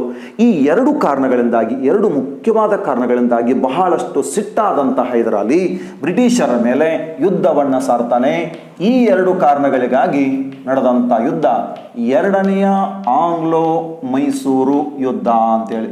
ಎರಡನೆಯ ಆಂಗ್ಲೋ ಮೈಸೂರು ಯುದ್ಧ ಅಂತ 1780ರಿಂದ 1784ರವರೆಗೆ 1780ರಿಂದ 1784ರವರೆಗೆ ಈ ಒಂದು ಯುದ್ಧ ನಡೀತದೆ, ಎರಡನೇ ಆಂಗ್ಲೋ ಮೈಸೂರು ಯುದ್ಧ. ಕಾರಣ ಎರಡು ಗೊತ್ತಾಗ ನಿಮಗೆ. ಈ ಮೊದಲ ಯುದ್ಧದಲ್ಲಿ ಹೈದರಾಲಿ ತಾನೇ ಮುಂದಾಳತ್ವವನ್ನು ವಹಿಸ್ಕೊಂಡು ಹೋರಾಡಿದ್ದ. ಆದರೆ ಎರಡನೇ ಆಂಗ್ಲೋ ಮೈಸೂರು ನಡೆಯುವ ಹೊತ್ತಿಗೆ ಆತನ ಮಗನಾಗಿರ್ತಕ್ಕಂಥ ಟಿಪ್ಪು ಸುಲ್ತಾನು ಸಹಿತ ಯುದ್ಧ ಮಾಡುವ ವಯಸ್ಸಿಗೆ ಬಂದಿದ್ದ. ಬಹಳಷ್ಟು ಚಾಣಾಕ್ಷ ಯುದ್ಧ ನೀತಿ ನಿಪುಣನಾಗಿದ್ದಂಥ ವ್ಯಕ್ತಿ ಆ ಟಿಪ್ಪು ಸುಲ್ತಾನ್. ಹೈದರಾಲಿ ಹಾಗೂ ಟಿಪ್ಪು ಸುಲ್ತಾನ್ ಇಬ್ಬರು ಜನ ಸೇರ್ಕೊಂಡು 1784 ಬ್ರಿಟಿಷರ ಅಧೀನದಲ್ಲಿದ್ದಂಥ ಕಾರ್ನಾಟಿಕ್ ಅಂತ ಏನು ಪ್ರದೇಶ ಇತ್ತೋ ಆ ಕಾರ್ನಾಟಿಕದ ಮೇಲೆ ದಾಳಿ ಮಾಡಿದರು. ಎಲ್ಲಿ ದಾಳಿ ಮಾಡಿದ್ರು ಅಂತ ಹೇಳಿದ್ರೆ ಕಾರ್ನಾಟಿಕ್ ಬ್ರಿಟಿಷರ ಅಧೀನದಲ್ಲಿದ್ದದ್ದು. ಅದರ ಮೇಲೆ ದಾಳಿ ಮಾಡಿ ಈ ಕಾರ್ನಾಟಿಕನ್ನೇ ಗೆದ್ಕೊಂಡು ಬಿಟ್ರು ಹೈದರಾಲಿ ಮತ್ತು ಟಿಪ್ಪು ಸುಲ್ತಾನ್ ಸೇರಿ. ಒಂದೇ ಮಾತನ್ನ ಹೇಳಬೇಕು ಅಂತಂದ್ರೆ ಬ್ರಿಟಿಷ್ ಇತಿಹಾಸಗಾರ ಸಹಿತ ಒಪ್ಕೊಂಡಂಥ ಮಾತು, ಹೈದರಾಲಿ ಮತ್ತು ಟಿಪ್ಪು ಸುಲ್ತಾನ್ ಇಬ್ಬರು ಜನ ಸೇರಿ ಕಾರ್ನಾಟಿಕನ್ನು ಗೆದ್ದುಕೊಂಡಂಥ ಸಮಯದಲ್ಲಿ ಭಾರತದಲ್ಲಿ ಬ್ರಿಟಿಷರ ಪ್ರತಿಷ್ಠೆಯು, ಭಾರತದಲ್ಲಿ ಬ್ರಿಟಿಷ್ ಅಧಿಪತ್ಯದ ಪ್ರತಿಷ್ಠೆಯು ಅಧಪತನವನ್ನು ಕಂಡಿತ್ತು ಅಂತ ಹೇಳ್ತಾರೆ. ಅಂದರೆ ಇವರಿಬ್ಬರಿಗೂ ಬ್ರಿಟಿಷರು ಹೆದರಿ ಹೋಗಿದ್ದರಂತೆ ಈ ಒಂದು ಸಮಯದಲ್ಲಿ. ಆ ರೀತಿಯಾಗಿ ಯುದ್ಧವನ್ನು ಮಾಡಿ ಕಾರ್ನಾಟಿಕನ್ನು ಗೆದ್ದುಕೊಳ್ತಾರೆ. ಹಾಗೆ ಯುದ್ಧ ಮುಂದುವರಿತಿರಬೇಕಾದ್ರೆ 1781ರಲ್ಲಿ ಈ ಬ್ರಿಟಿಷರ ಒಬ್ಬ ಅಧಿಕಾರಿ ಸರ್ ಐರ್ಕೂಟ್ ಅಂತ ಇರ್ತಾನೆ. ಆ ಸರ್ ಐರ್ಕೂಟ್ ಮತ್ತು ಹೈದರಾಲಿಯ ಮಧ್ಯೆ ಒಂದು ಕದನ ನಡೆಯಿತು. ಯಾವ ಕದನ ಅಂತಂದ್ರೆ ಸೋಲಿಗನೂರು ಕದನ ಅಂತ ನಡೀತದೆ, ಅಥವಾ ಇದನ್ನ ಪೋರ್ಟಿನೋವಾ ಕದನ ಅಂತ ಕರೀತಾರೆ. ಸೋಲಿಗನೂರು ಅಥವಾ ಪೋರ್ಟಿನೋವಾ ಕದನ ಬಹಳ ಇಂಪಾರ್ಟೆಂಟ್, ಇದು ಪ್ರಶ್ನೆ ಕೇಳ್ತಾರೆ. ಅದನ್ನ ಸೋಲಿಗನೂರು ಅಥವಾ ಪೋರ್ಟಿನೋವಾ ಕದನ ಅಂತ ನಡೀತೋ 1781ರಲ್ಲಿ. ಈ ಕದನದಲ್ಲಿ ಒಂದ್ ಕಡೆಗೆ ಈ ಹೈದರಾಲಿ ಇದ್ದ, ಇನ್ನೊಂದು ಕಡೆಗೆ ಬ್ರಿಟಿಷರ ಅಧಿಕಾರಿ ಇರ್ತಾನೆ ಸರ್ ಐರ್ಕೂಟ್ ಅಂತೇಳಿ, ನೆನಪಿರಲಿ, ಸರ್ ಐರ್ಕೂಟ್ ಅಂತಕ್ಕಂಥ ಬ್ರಿಟಿಷರ ಅಧಿಕಾರಿ ಇದ್ದ. ಈ ಇಬ್ಬರು ಜನರ ನಡುವೆ ನಡೆದಂಥ ಯುದ್ಧದಲ್ಲಿ ಬ್ರಿಟಿಷರ ಅಧಿಕಾರಿ ಸರ್ ಐರ್ಕೂಟನು ನಮ್ಮ ಹೈದರಾಲಿಯನ್ನ ಸೋಲಿಸ್ತಾನೆ. ಓಕೆ, ಹೈದರಾಲಿಯನ್ನು ಸೋಲಿಸಿದಾಗ ಈ ಹೈದರಾಲಿಗೆ ಬೆನ್ನಿಗೆ ಗಾಯ ಆಯಿತು, ಕತ್ತಿ ಚುಚ್ಚಿ ಗಾಯ ಆಗ್ತದೆ. ಗಾಯ ಆಗಿ ನಂತರ ಆತನಿಗೆ ಕ್ಯಾನ್ಸರ್ ಆಗ್ತದೆ ಅಥವಾ ಬೆನ್ನು ಪಣಿ ಆಗ್ತದೆ ಅಂತ ಹೇಳ್ತಾರೆ. ಕ್ಯಾನ್ಸರ್ ಅಥವಾ ಬೆನ್ನು ಪಣಿ ಆಯಿತು ಅಥವಾ ಬೆನ್ನಿನ ಹುಣ್ಣಾಯಿತು. ಕ್ಯಾನ್ಸರ್ ಅಥವಾ ಬೆನ್ನು ಪಣಿ ಅಥವಾ ಬೆನ್ನಿನ ಹುಣ್ಣು ಅಂತಕ್ಕಂಥ ರೋಗದಿಂದ 1782 ಡಿಸೆಂಬರ್ ತಿಂಗಳಲ್ಲಿ ಈತ ಅಂದರೆ ಯಾರು, ಹೈದರಾಲಿಯು ಆಂಧ್ರ ಪ್ರದೇಶದ ಚಿತ್ತೂರಿನ ನರಸಿಂಹರಾಯನ ಪೇಟೆಯಲ್ಲಿ ನಿಧನ ಹೊಂದಿದ. ಪ್ರಶ್ನೆ ಕೇಳ್ತಾರೆ, ಹೈದರಾಲಿಯು ನಿಧನ ಹೊಂದಿದ ಸ್ಥಳ ಯಾವುದು? ಆಂಧ್ರ ಪ್ರದೇಶದ ಚಿತ್ತೂರಿನ ನರಸಿಂಹರಾಯನ ಪೇಟೆ. ಹೈದರಾಲಿಯು ಹೋರಾಡಿದ ಕೊನೆಯ ಯುದ್ಧ ಯಾವುದು ಅಂತ ಕೇಳಿದಾಗ ಎರಡನೇ ಆಂಗ್ಲೋ ಮೈಸೂರು ಯುದ್ಧ ಅಂತ ಹೇಳ್ಬಿಡ್ರಿ, ಸೋಲಿಗನೂರು ಅಥವಾ ಪೋರ್ಟಿನೋವಾ ಕದನ. ಓಕೆ, ಹಾಗಾದ್ರೆ ಸೋಲಿಗನೂರು ಕದನದಲ್ಲಿ ಅಥವಾ ಪೋರ್ಟಿನೋವಾ ಕದನದಲ್ಲಿ ಹೈದರಾಲಿಯನ್ನ ಸೋಲಿಸಿದ ಬ್ರಿಟಿಷ್ ಅಧಿಕಾರಿ ಯಾರು ಅಂತ ಕೇಳ್ಬೋದು, ಸರ್ ಐರ್ಕೂಟ್ ಅಂತಕ್ಕಂಥ ವ್ಯಕ್ತಿ. ಓಕೆ, ಇನ್ನು ಹೈದರಾಲಿಯು ಯಾವ ಒಂದು ರೋಗದಿಂದ ನಿಧನ ಹೊಂದಿದ ಅಂತ ಕೇಳ್ಬೋದು, ಬೆನ್ನು ಪಣಿ ಅಥವಾ ಬೆನ್ನಿನ ಕ್ಯಾನ್ಸರ್ ಅಥವಾ ಅರ್ಬುದ ರೋಗದಿಂದ ಆತ ನಿಧನ ಹೊಂದ್ತಾನೆ. ಆತ ನಿಧನ ಹೊಂದಿದ ನಂತರ ಆ ಹೈದರಾಲಿಯ ಮಗನಾದಂಥ ಟಿಪ್ಪು ಸುಲ್ತಾನ್ ಬ್ರಿಟಿಷರ ವಿರುದ್ಧ ಯುದ್ಧವನ್ನು ಸಾರಿ ಬ್ರಿಗೇಡಿಯರ್ ಮ್ಯಾಡ್ಯೂಸ್ ಎಂಬ ಅಧಿಕಾರಿಯನ್ನು ಸೋಲಿಸಿದ. ಬ್ರಿಗೇಡಿಯರ್ ಮ್ಯಾಡ್ಯೂಸ್ನನ್ನು ಸೋಲಿಸಿ ಆತನ ವಶದಲ್ಲಿದ್ದಂಥ ಮಂಗಳೂರನ್ನು ಗೆದ್ದುಕೊಳ್ತಾನೆ. ಮಂಗಳೂರನ್ನು ಗೆದ್ದುಕೊಂಡು 1784 ಮಾರ್ಚ್ 11ನೇ ತಾರೀಕಿಗೆ 1784 ಮಾರ್ಚ್ 11ನೇ ತಾರೀಕಿಗೆ ಈ ಟಿಪ್ಪು ಸುಲ್ತಾನ್ ಬ್ರಿಟಿಷರ ಗವರ್ನರ್ ಜನರಲ್ ಆಗಿದ್ದಂಥ ವಾರನ್ ಹೆಸ್ಟಿಂಗ್ಸ್ನೊಂದಿಗೆ ಒಂದು ಒಪ್ಪಂದವನ್ನು ಮಾಡ್ಕೊಳ್ತಾನೆ. ಇವಾಗ ಆದಂಥ ಒಪ್ಪಂದ ಯಾವುದು ಅಂತಂದ್ರೆ ಮಂಗಳೂರು ಒಪ್ಪಂದ ಅಂತ ನಡೀತದೆ. ಯಾವಾಗ ನಡೀತು ಅಂತ ಕೇಳಿದ್ರೆ ಮಂಗಳೂರು ಒಪ್ಪಂದ 1784 ಮಾರ್ಚ್ 11ನೇ ತಾರೀಕು ನಡೀತು. ಯಾರ್ಯಾರ ನಡುವೆ ನಡೆಯಿತು ಅಂತ ಕೇಳಿದಾಗ ಒಂದು ಕಡೆಗೆ ನಮ್ಮ ಟಿಪ್ಪು ಸುಲ್ತಾನ್ ಇದ್ರೆ, ಇನ್ನೊಂದು ಕಡೆಗೆ ವಾರನ್ ಹೆಸ್ಟಿಂಗ್ಸ್ ಅಂತ ಇರ್ತಾನೆ. ವಾರನ್ ಹೆಸ್ಟಿಂಗ್ಸ್ ಅಂತ ವ್ಯಕ್ತಿ ಇದ್ದ, ವಾರನ್ ಹೆಸ್ಟಿಂಗ್ಸ್. ಓಕೆ, ಈ ಇಬ್ಬರು ನಡುವೆ ಒಪ್ಪಂದ ನಡೆಯುತ್ತೆ. ಯಾವ ಒಪ್ಪಂದ? ಮಂಗಳೂರು ಒಪ್ಪಂದ. ಈ ಒಪ್ಪಂದದ ಕರಾರು ಏನು ಅಂತಂದ್ರೆ ಬಹಳ ಇಂಪಾರ್ಟೆಂಟ್ ಆಗಿರ್ತಕ್ಕಂಥ ಒಂದು ಕರಾರು. ಟಿಪ್ಪು ಯುದ್ಧದಲ್ಲಿ ಬಂಧಿಸಿದಂಥ ಯುದ್ಧ ಕೈದಿಗಳನ್ನು ಬಿಡುಗಡೆ ಮಾಡಬೇಕು. ಟಿಪ್ಪು ಸುಲ್ತಾನ್ ಬಿಡುಗಡೆ ಮಾಡಬೇಕು. ಪರಸ್ಪರ ಗೆದ್ದ ಪ್ರದೇಶಗಳ ಮರುಹಸ್ತಾಂತರ ಆಗಬೇಕು. ಪರಸ್ಪರ ಶತ್ರುಗಳಿಗೆ ಸಹಾಯ ಮಾಡಬಾರದು ಅಂತ ಕರಾರಾಗ್ತದೆ. ಈ ಕರಾರಾಗುವುದರೊಂದಿಗೆ ಎರಡನೇ ಆಂಗ್ಲೋ ಮೈಸೂರು ಯುದ್ಧ ಕೊನೆಗೊಳ್ಳುತ್ತದೆ. ಓಕೆ ಆತ್ಮೀಯ ಸ್ಪರ್ಧಾರ್ಥಿಗಳೇ, ನಾನು ಹೇಳಿದೆ ಮೊದಲನೇ ಆಂಗ್ಲೋ ಮೈಸೂರು ಯುದ್ಧ 1767-69 ಅಂತ ಹೇಳಿದೆ. ಇನ್ನು ಕೊನೆಗೆ ಒಪ್ಪಂದ ಆದ್ದು ಮದ್ರಾಸ್ ಒಪ್ಪಂದ. ಇನ್ನು ಎರಡನೇ ಆಂಗ್ಲೋ ಮೈಸೂರು ಯುದ್ಧ 1780-84 ಅಂತ ಹೇಳಿದೆ. ಅದು ಕೊನೆಗೊಂಡದ್ದು ಮಂಗಳೂರು ಒಪ್ಪಂದದನ್ವಯ 1784 ಮಾರ್ಚ್ 11 ತಾರೀಕಿಗೆ ಒಪ್ಪಂದ ಆಗ್ತದೆ, ಜೊತೆಗೆ ಯುದ್ಧ ಕೊನೆಗೊಳ್ಳುತ್ತದೆ. ಇನ್ನು ಇಲ್ಲಿ ಪ್ರಶ್ನೆ ಏನು ಕೇಳ್ತಾರೆ ಅಂತಂದ್ರೆ, ಮಂಗಳೂರು ಒಪ್ಪಂದಕ್ಕೆ ಸಹಿ ಹಾಕಿದ ಮೈಸೂರಿನ ಅರಸ ಯಾರು? ಟಿಪ್ಪು ಸುಲ್ತಾನ್. ಮಂಗಳೂರು ಒಪ್ಪಂದಕ್ಕೆ ಸಹಿ ಹಾಕಿದ ಬ್ರಿಟಿಷರ ಗವರ್ನರ್ ಯಾರು? Warren Hastings. ಯಾವಾಗಾಯಿತು, ಯಾವ ಒಪ್ಪಂದದೊಂದಿಗೆ ಯುದ್ಧ ಕೊನೆಗೊಂಡು ಅಂತ ಕೇಳ್ತಾರೆ. ಇನ್ನೊಂದು ಬಹಳ ಇಂಪಾರ್ಟೆಂಟ್ ಆಗಿರ್ತಕ್ಕಂಥ ಒಂದು ಅಂಶ ನಾವು ನೆನ್ಪಿಟ್ಕೊಳ್ಬೇಕಾದದ್ದು, ಎಕ್ಸಾಮ್ ಪದೇ ಕೇಳ್ತಕ್ಕಂಥದ್ದು ಏನಪ್ಪಾ ಅಂದರೆ, ಈ ಹೈದರಾಲಿಯು ಬೆಂಗಳೂರಿನಲ್ಲಿ ಲಾಲ್ಬಾಗ್ ಎಂಬ ಒಂದು ಉದ್ಯಾನವನವನ್ನು ನಿರ್ಮಿಸಿದ. ಬೆಂಗಳೂರಿನಲ್ಲಿ ಲಾಲ್ಬಾಗ್ ಎಂಬ ಒಂದು ಉದ್ಯಾನವನ್ನು ನಿರ್ಮಿಸ್ತಾನೆ. ಆತ ಅದಕ್ಕೆ ಅಡಿಪಾಯವನ್ನು ಹಾಕಿದ, ಉದ್ಯಾನವನ್ನು ನಿರ್ಮಿಸಿದ. ಟಿಪ್ಪು ಸುಲ್ತಾನ್ನ ಕಾಲದಲ್ಲಿ ಅಲ್ಲಿ ಬಗೆಯ ಸಸ್ಯಗಳನ್ನು ನೆಟ್ಟು ಅದನ್ನೊಂದು ಬೊಟಾನಿಕಲ್ ಗಾರ್ಡನ್ ಆಗಿ ಮಾಡಲಾಯಿತು. ಇದನ್ನು ಅವಾಗ ಎಕ್ಸಾಮ್ನ ಕ್ವಶನ್ ಕೇಳಿದರೆ ಬಹಳ ಇಂಪಾರ್ಟೆಂಟ್ ನೆನ್ಪಿಟ್ಕೊಳ್ಬೇಕು. ಬೆಂಗಳೂರಿನಲ್ಲಿ ಲಾಲ್ಬಾಗನ್ನು ನಿರ್ಮಿಸಿದವರು ಯಾರು ಅಂತೇಳಿ. ಓಕೆ, ಈ ಒಂದು 1782 ಹೈದರಾಲಿ ನಿಧನ ಹೊಂದಿದ ನಂತರ ಟಿಪ್ಪು ಯುದ್ಧವನ್ನು ಮುಂದುವರಿಸಿದ ಅಂತ ನಾನು ಹೇಳಿದೆ. ಮತ್ತೆ ಟಿಪ್ಪುನ ವ್ಯಕ್ತಿತ್ವದ ಬಗ್ಗೆ ಸಹಿತ ನಾವೀಗ ನೋಡೋಣ. ಆತ್ಮೀಯ ವೀಕ್ಷಕರೇ, ನಾವು ಇಲ್ಲಿವರೆಗೆ ಹೈದರಾಲಿ ಮತ್ತು ಮೊದಲ ಹಾಗೂ ಎರಡನೇ ಆಂಗ್ಲೋ ಮೈಸೂರು ಯುದ್ಧಗಳನ್ನು ಕುರಿತು ನೋಡಿದ್ವಿ. ಎರಡನೇ ಆಂಗ್ಲೋ ಮೈಸೂರು ಯುದ್ಧದಲ್ಲಿ ಆ ಸೋಲಿಗನೂರು ಅಥವಾ ಪೊರ್ಟಿನೋವ ಕದನದಲ್ಲಿ ಹೈದರಾಲಿ ನಿಧನ ಹೊಂದಿದ ನಂತರ ಆತನ ಮಗ ಟಿಪ್ಪು ಸುಲ್ತಾನ್ ಯುದ್ಧವನ್ನು ಮುಂದುವರಿಸಿದ ಹಾಗೂ ಬ್ರಿಟಿಷರ ವಾರನ್ ಹೇಸ್ಟಿಂಗ್ಸ್ ಜೊತೆಗೆ ಒಪ್ಪಂದವನ್ನು ಮಾಡಿಕೊಂಡ ಅಂತಕ್ಕಂಥ ಒಂದು ಅಂಶವನ್ನು ನಿಮಗೆ ಹೇಳಿದೆ. ಈಗ ನಾವು ಒಂದಿಷ್ಟು ಅಂಶಗಳನ್ನು ಈ ಟಿಪ್ಪು ಸುಲ್ತಾನ್ ಬಗ್ಗೆ ನೋಡೋಣ. ಎಕ್ಸಾಮ್ನಲ್ಲಿ ಏನು ಕೇಳ್ತಾರೋ ಅವುಗಳ ಬಗ್ಗೆ ನಾವು ನೋಡ್ತಾ ಹೋಗೋಣ. ಟಿಪ್ಪು ಸುಲ್ತಾನ್. ಈ ಟಿಪ್ಪು ಸುಲ್ತಾನ್ ಹೇಳೋಕ್ಕಿಂತ ಮುಂಚೆ ನಾನು 2 ಮಾತನ್ನು ಹೇಳ್ತೀನಿ. 2 ಮಾತು ನೆನ್ಪಿಟ್ಕೊಡ್ರಿ. ನಮ್ಮ ರಾಜಕಾರಣಿಗಳಿಗೆ ಟಿಪ್ಪು ಸುಲ್ತಾನ್ ಮತ ತರ್ತಕ್ಕಂಥ ಒಬ್ಬ ವ್ಯಕ್ತಿಯಾಗಿ ಬಿಡಿದಾನೆ ಇತ್ತೀಚೆಗೆ. ಅಂದರೆ ವಿವಾದವನ್ನು ಮಾಡ್ತಿದ್ದಾರೆ. ದಯವಿಟ್ಟು ಇವತ್ತು ನಾವು ಹೇಳ್ತಕ್ಕಂಥ ತರಗತಿಯನ್ನು ವಿವಾದಾತ್ಮಕವಾಗಿ ನೋಡದೆ ಕೇವಲ ಪರೀಕ್ಷಾ ದೃಷ್ಟಿಯಿಂದ ಮಾತ್ರ ನೋಡಬೇಕು ಅಂತ ಹೇಳ್ತಾನೆ ಈ ಒಂದು ತರಗತಿಯನ್ನು ನಾನು ಆರಂಭಿಸ್ತೀನಿ. ಇತಿಹಾಸವನ್ನು ಇಟ್ಟುಕೊಂಡು ನಾವೆಲ್ಲರೂ ಪಾಠ ಕಲಿಯಬೇಕಾಗಿದೆ ಹೊರತು ಇತಿಹಾಸವನ್ನು ಇಟ್ಟುಕೊಂಡು ಯುದ್ಧ ಮಾಡ್ತಕ್ಕಂಥದ್ದು ಅಲ್ಲ. ಇತಿಹಾಸ ಇಟ್ಟುಕೊಂಡು ಯಾರು ಯುದ್ಧ ಮಾಡುವಂಥದ್ದಲ್ಲ. ಇತಿಹಾಸದಿಂದ ನಾವು ಪಾಠವನ್ನು ಕಲಿಯಬೇಕಾಗಿದೆ ಮಾತ್ರ. ಎಕ್ಸಾಮ್ಗೆ ಏನು ಕೇಳ್ತಾರೋ ಅದನ್ನು ಮಾತ್ರ ನಾನು ಹೇಳ್ತೀನಿ. ವಿವಾದಾತ್ಮಕ ವಿಷಯಗಳ ಕಡೆಗೆ ನಾನು ಹೋಗಲ್ಲ. ನೀವು ಯಾರು ಅದ್ರ ಬಗ್ಗೆ ತಲೆಕೆಡಿಸ್ಕೊಳ್ಬೇಕಾದ ಅವಶ್ಯಕತೆ ಇಲ್ಲ. ಎಸ್, ಟಿಪ್ಪು ಸುಲ್ತಾನ್. ಈ ಟಿಪ್ಪು ಸುಲ್ತಾನ್ 1753ರಲ್ಲಿ ಬೆಂಗಳೂರು ಸಮೀಪದ ದೇವನಹಳ್ಳಿ ಅಂತ ದೇವನಹಳ್ಳಿ, ಈ ದೇವನಹಳ್ಳಿ ಕೋಟೆ, ಬೆಂಗಳೂರು ಸಮೀಪದ ದೇವನಹಳ್ಳಿ ಕೋಟೆ ಎಂಬಲ್ಲಿ ಈ ಟಿಪ್ಪು ಸುಲ್ತಾನ್ ಜನಿಸಿದ. ತಂದೆ ಹೈದರಾಲಿ, ತಾಯಿ ಪಕ್ರುನಿಸಾ ಅಥವಾ ಫಾತಿಮಾ ಬೇಗಂ, ಹೆಂಡತಿ ರುಕಯ್ಯಾ ಬೇಗಂ ಅಂತೇಳಿ. ಇನ್ನು ಈ ನಮ್ಮ ಅರ್ಕಾಟ್ ಅಥವಾ ಕಾರ್ನಾಟಿಕ್ ಅಂತ ಏನು ಪ್ರದೇಶ ಐತೋ ಅಲ್ಲೊಬ್ಬ ಸೂಫಿ ಸಂತರು ಇರ್ತಾರೆ, ಟಿಪ್ಪು ಮಸ್ತಾನ್ ಅಂತೇಳಿ. ಆ ಟಿಪ್ಪು ಮಸ್ತಾನ್ ಅಂತಕ್ಕಂಥ ಸೂಫಿ ಸಂತನ ಅನುಗ್ರಹದಿಂದ ಈತ ಜನಿಸಿದ ಅನ್ನೋ ಕಾರಣಕ್ಕಾಗಿ ಈತನಿಗೆ ಟಿಪ್ಪು ಅಂತ ಹೆಸರಿಡ್ತಾರೆ. ಸುಲ್ತಾನ್ ಅಂದರೆ ರಾಜಮನೆತನ ಬರತಕ್ಕಂಥ ಒಂದು ಹೆಸರು. ಅನಕ್ಷರಸ್ಥನಾಗಿದ್ದಂಥ ಹೈದರಾಲಿಯು ಈ ಟಿಪ್ಪು ಸುಲ್ತಾನ್ನಿಗೆ ಸರ್ವವಿದ್ಯೆಯನ್ನು ಕೊಡಿಸಿದ. ಪರ್ಷಿಯನ್ ಭಾಷೆ, ಇಂಗ್ಲೀಷ್ ಆಗಿರ್ಬೋದು, ಅರೇಬಿಕ್ ಆಗಿರ್ಬೋದು, ಕನ್ನಡ ಆಗಿರ್ಬೋದು, ಎಲ್ಲ ಭಾಷೆಗಳನ್ನು ಈತ ಕಲಿತುಕೊಳ್ತಾನೆ ಟಿಪ್ಪು ಸುಲ್ತಾನ್. ಅಂದರೆ ಅನಕ್ಷರಸ್ಥ ತಂದೆಯ ಅಕ್ಷರಸ್ಥ ಮಗ ಅಂತೇಳಿ ನಾವು ಟಿಪ್ಪು ಸುಲ್ತಾನನ್ನು ಕರೆಬೋದಾಗ್ಯದ.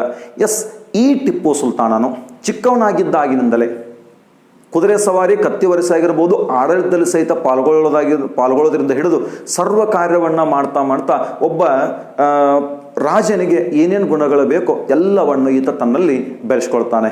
ಓಕೆ, ಎಲ್ಲವನ್ನ ತನ್ನಲ್ಲಿ ಬೆಳೆಸ್ಕೊಂಡಂಥ ಈ ವ್ಯಕ್ತಿ ಎರಡನೇ ಆಂಗ್ಲೋ ಮೈಸೂರು ಯುದ್ಧದಲ್ಲಿ ಪಾಲ್ಗೊಳ್ತಾನೆ. ಅದಾದ ನಂತರ ಆ ಎರಡನೇ ಆಂಗ್ಲೋ ಮೈಸೂರು ಯುದ್ಧದಲ್ಲಿ ಆತನು ಅಂದರೆ ಹೈದರಾಲಿ ನಿಧನ ಹೊಂದಿದ ನಂತರ ಸಂಪೂರ್ಣವಾಗಿ ಮೈಸೂರು ಸಂಸ್ಥಾನವನ್ನು ಈತನೇ ಆಳ್ತಾನೆ, ಶ್ರೀರಂಗಪಟ್ಟಣವನ್ನು ತನ್ನ ರಾಜಧಾನಿಯನ್ನಾಗಿಸಿಕೊಂಡು. ಓಕೆ, ಈ ಟಿಪ್ಪು ಸುಲ್ತಾನನ್ನು ನಮ್ಮ ಇತಿಹಾಸಕಾರರು ಮೈಸೂರಿನ ಹುಲಿ ಅಂತ ಕರೆದು, ಇದಕ್ಕೆ ಸಂಬಂಧಪಟ್ಟಂತ ಏನೋ ದಂತಕಥೆಗಳದಾವ, ಆ ದಂತಕಥೆಗಳ ಬಗ್ಗೆನೇ ಹೇಳೋದಕ್ಕೆ ಹೋಗಲ್ಲ. ಒಟ್ಟಲ್ಲಿ ಟಿಪ್ಪುವನ್ನು ಭಾರತ ಇತಿಹಾಸಕಾರರು ಮೈಸೂರಿನ ಹುಲಿ ಅಂತ ಕರೆದಿದ್ದಾರೆ. ಓಕೆ, ಇನ್ನು ಈ ಟಿಪ್ಪು ಸುಲ್ತಾನ್ ಭಾಗವಹಿಸಿರ್ತಕ್ಕಂಥ ಯುದ್ಧಗಳು ಯಾವುವು ಅಂತಂದ್ರೆ 2, 3 ಮತ್ತು 4ನೇ ಯುದ್ಧದಲ್ಲಿ, ಅಂದರೆ 2, 3 ಮತ್ತು 4ನೇ ಆಂಗ್ಲೋ ಮೈಸೂರು ಯುದ್ಧಗಳಲ್ಲಿ ಈತ ಭಾಗವಹಿಸಿದ್ದ. ನೆಕ್ಸ್ಟ್ ಒಂದು ಬಹಳ ಮುಖ್ಯವಾದಂಥ ಅಂಶ ಅಂದರೆ 3ನೇ ಆಂಗ್ಲೋ ಮೈಸೂರು ಯುದ್ಧ ಮತ್ತು 4ನೇ ಆಂಗ್ಲೋ ಮೈಸೂರು ಯುದ್ಧ ಏನದಾವೋ, ಮೂರನೇ ಆಂಗ್ಲೋ ಮೈಸೂರು ಯುದ್ಧ ಮತ್ತು ನಾಲ್ಕನೇ ಆಂಗ್ಲೋ ಮೈಸೂರು ಯುದ್ಧ ಸಮಯದಲ್ಲಿ ಈತನು ಕ್ಷಿಪಣಿಗಳನ್ನು ಬಳಸಿದ. ಅಂದ್ರೆ ಯುದ್ಧ ಭೂಮಿಯಲ್ಲಿ ಕ್ಷಿಪಣಿಗಳನ್ನು ಬಳಕೆ ಮಾಡಿದ ಮೊಟ್ಟ ಮೊದಲ ದೇಶೀಯ ದೊರೆ ಯಾರು ಅಂತಂದಾಗ ಆತ ಟಿಪ್ಪು ಸುಲ್ತಾನ್. ಯುದ್ಧ ಭೂಮಿಯಲ್ಲಿ ಪಿರಂಗಿಯನ್ನು ಬಳಸಿದ ಮೊಟ್ಟ ಮೊದಲ ರಾಜ ಅಂತಂದಾಗ ಬಾಬರ್. ಆತ ಪ್ರಥಮ ಪಾಣಿಪತ್ ಕದನದಲ್ಲಿ ಬಳಸಿರುತ್ತಾನೆ 1526ರಲ್ಲಿ. ಆದರೆ ಯುದ್ಧ ಭೂಮಿಯಲ್ಲಿ ಕ್ಷಿಪಣಿಯನ್ನು ಬಳಸಿದ ಮೊಟ್ಟ ಮೊದಲ ರಾಜ ಯಾರು ಅಂತಂದಾಗ ಟಿಪ್ಪು ಸುಲ್ತಾನ್. ಬಹಳ ಸಾರಿ ಪ್ರಶ್ನೆಯನ್ನು ಕೇಳ್ತಿರ್ತಾರೆ. ಆತ ಬಳಸಿದ್ದು 3 ಮತ್ತು 4ನೇ ಆಂಗ್ಲೋ ಮೈಸೂರು ಯುದ್ಧದಲ್ಲಿ. ಅವು ಸ್ವದೇಶಿ ನಿರ್ಮಿತ ಕ್ಷಿಪಣಿಗಳಾಗಿದ್ದವು. ಒಂದು ಕಡೆ ಹೇಳ್ತಾರೆ, ಈ ತುಮಕೂರು ಸಮೀಪ ಒಂದು ಕುಣಿಗಲ್ ಅಂತ ಬರ್ತದೆ. ಟಿಪ್ಪು ಸುಲ್ತಾನ್ ಕುಣಿಗಲ್ನಲ್ಲಿ ಒಂದು ಕುದುರೆ ಫಾರ್ಮನ್ನು ಮಾಡಿದ್ದ.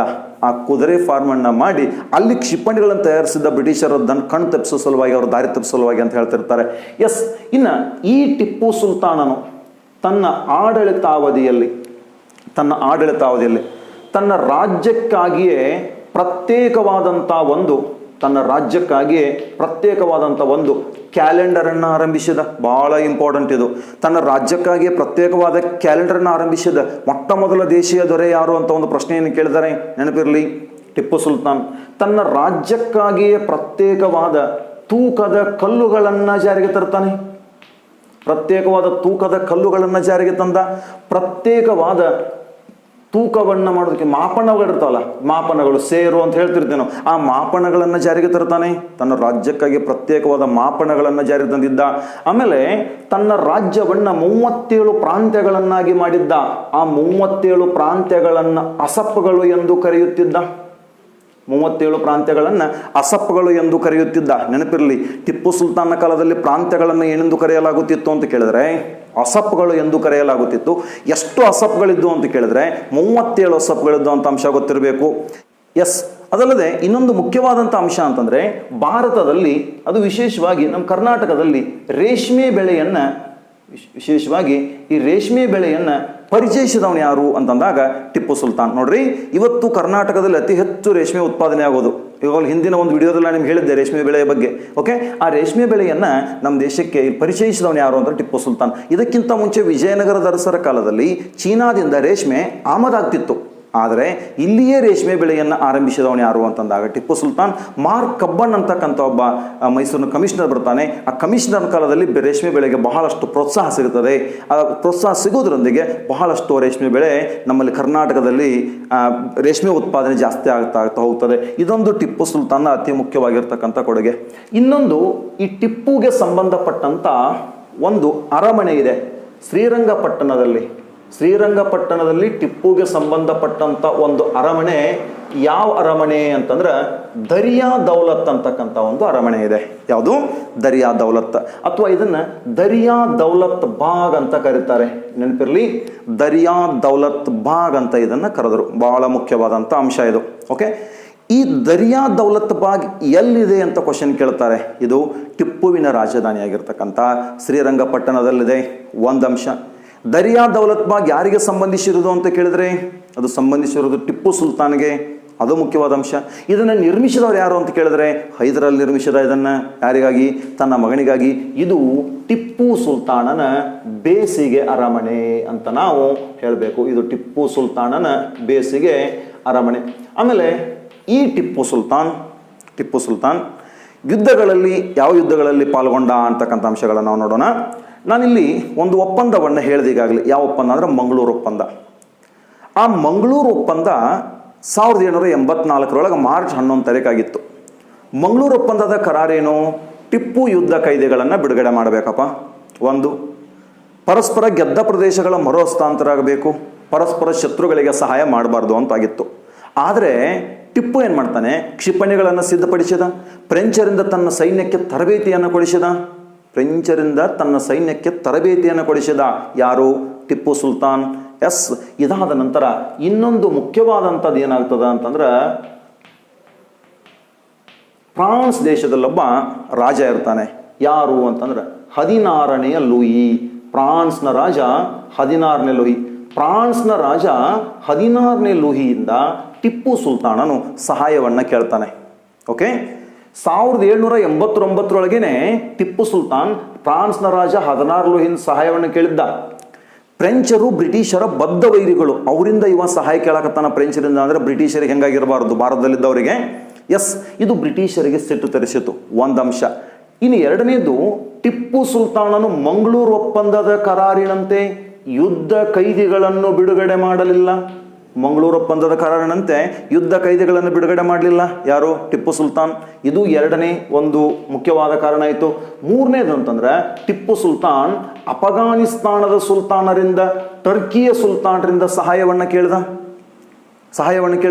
ಒಟ್ಟಿನಲ್ಲಿ ಅವನ ಆಸೆ ಏನಾಗಿತ್ತು ಅಂದರೆ, ಭಾರತದಿಂದ ಬ್ರಿಟಿಷರನ್ನು ಹೊರ ಹಾಕಬೇಕಂತಕ್ಕಂಥ ಒಂದೇ ಒಂದು ಉದ್ದೇಶ ಅವನಿಗಿತ್ತು.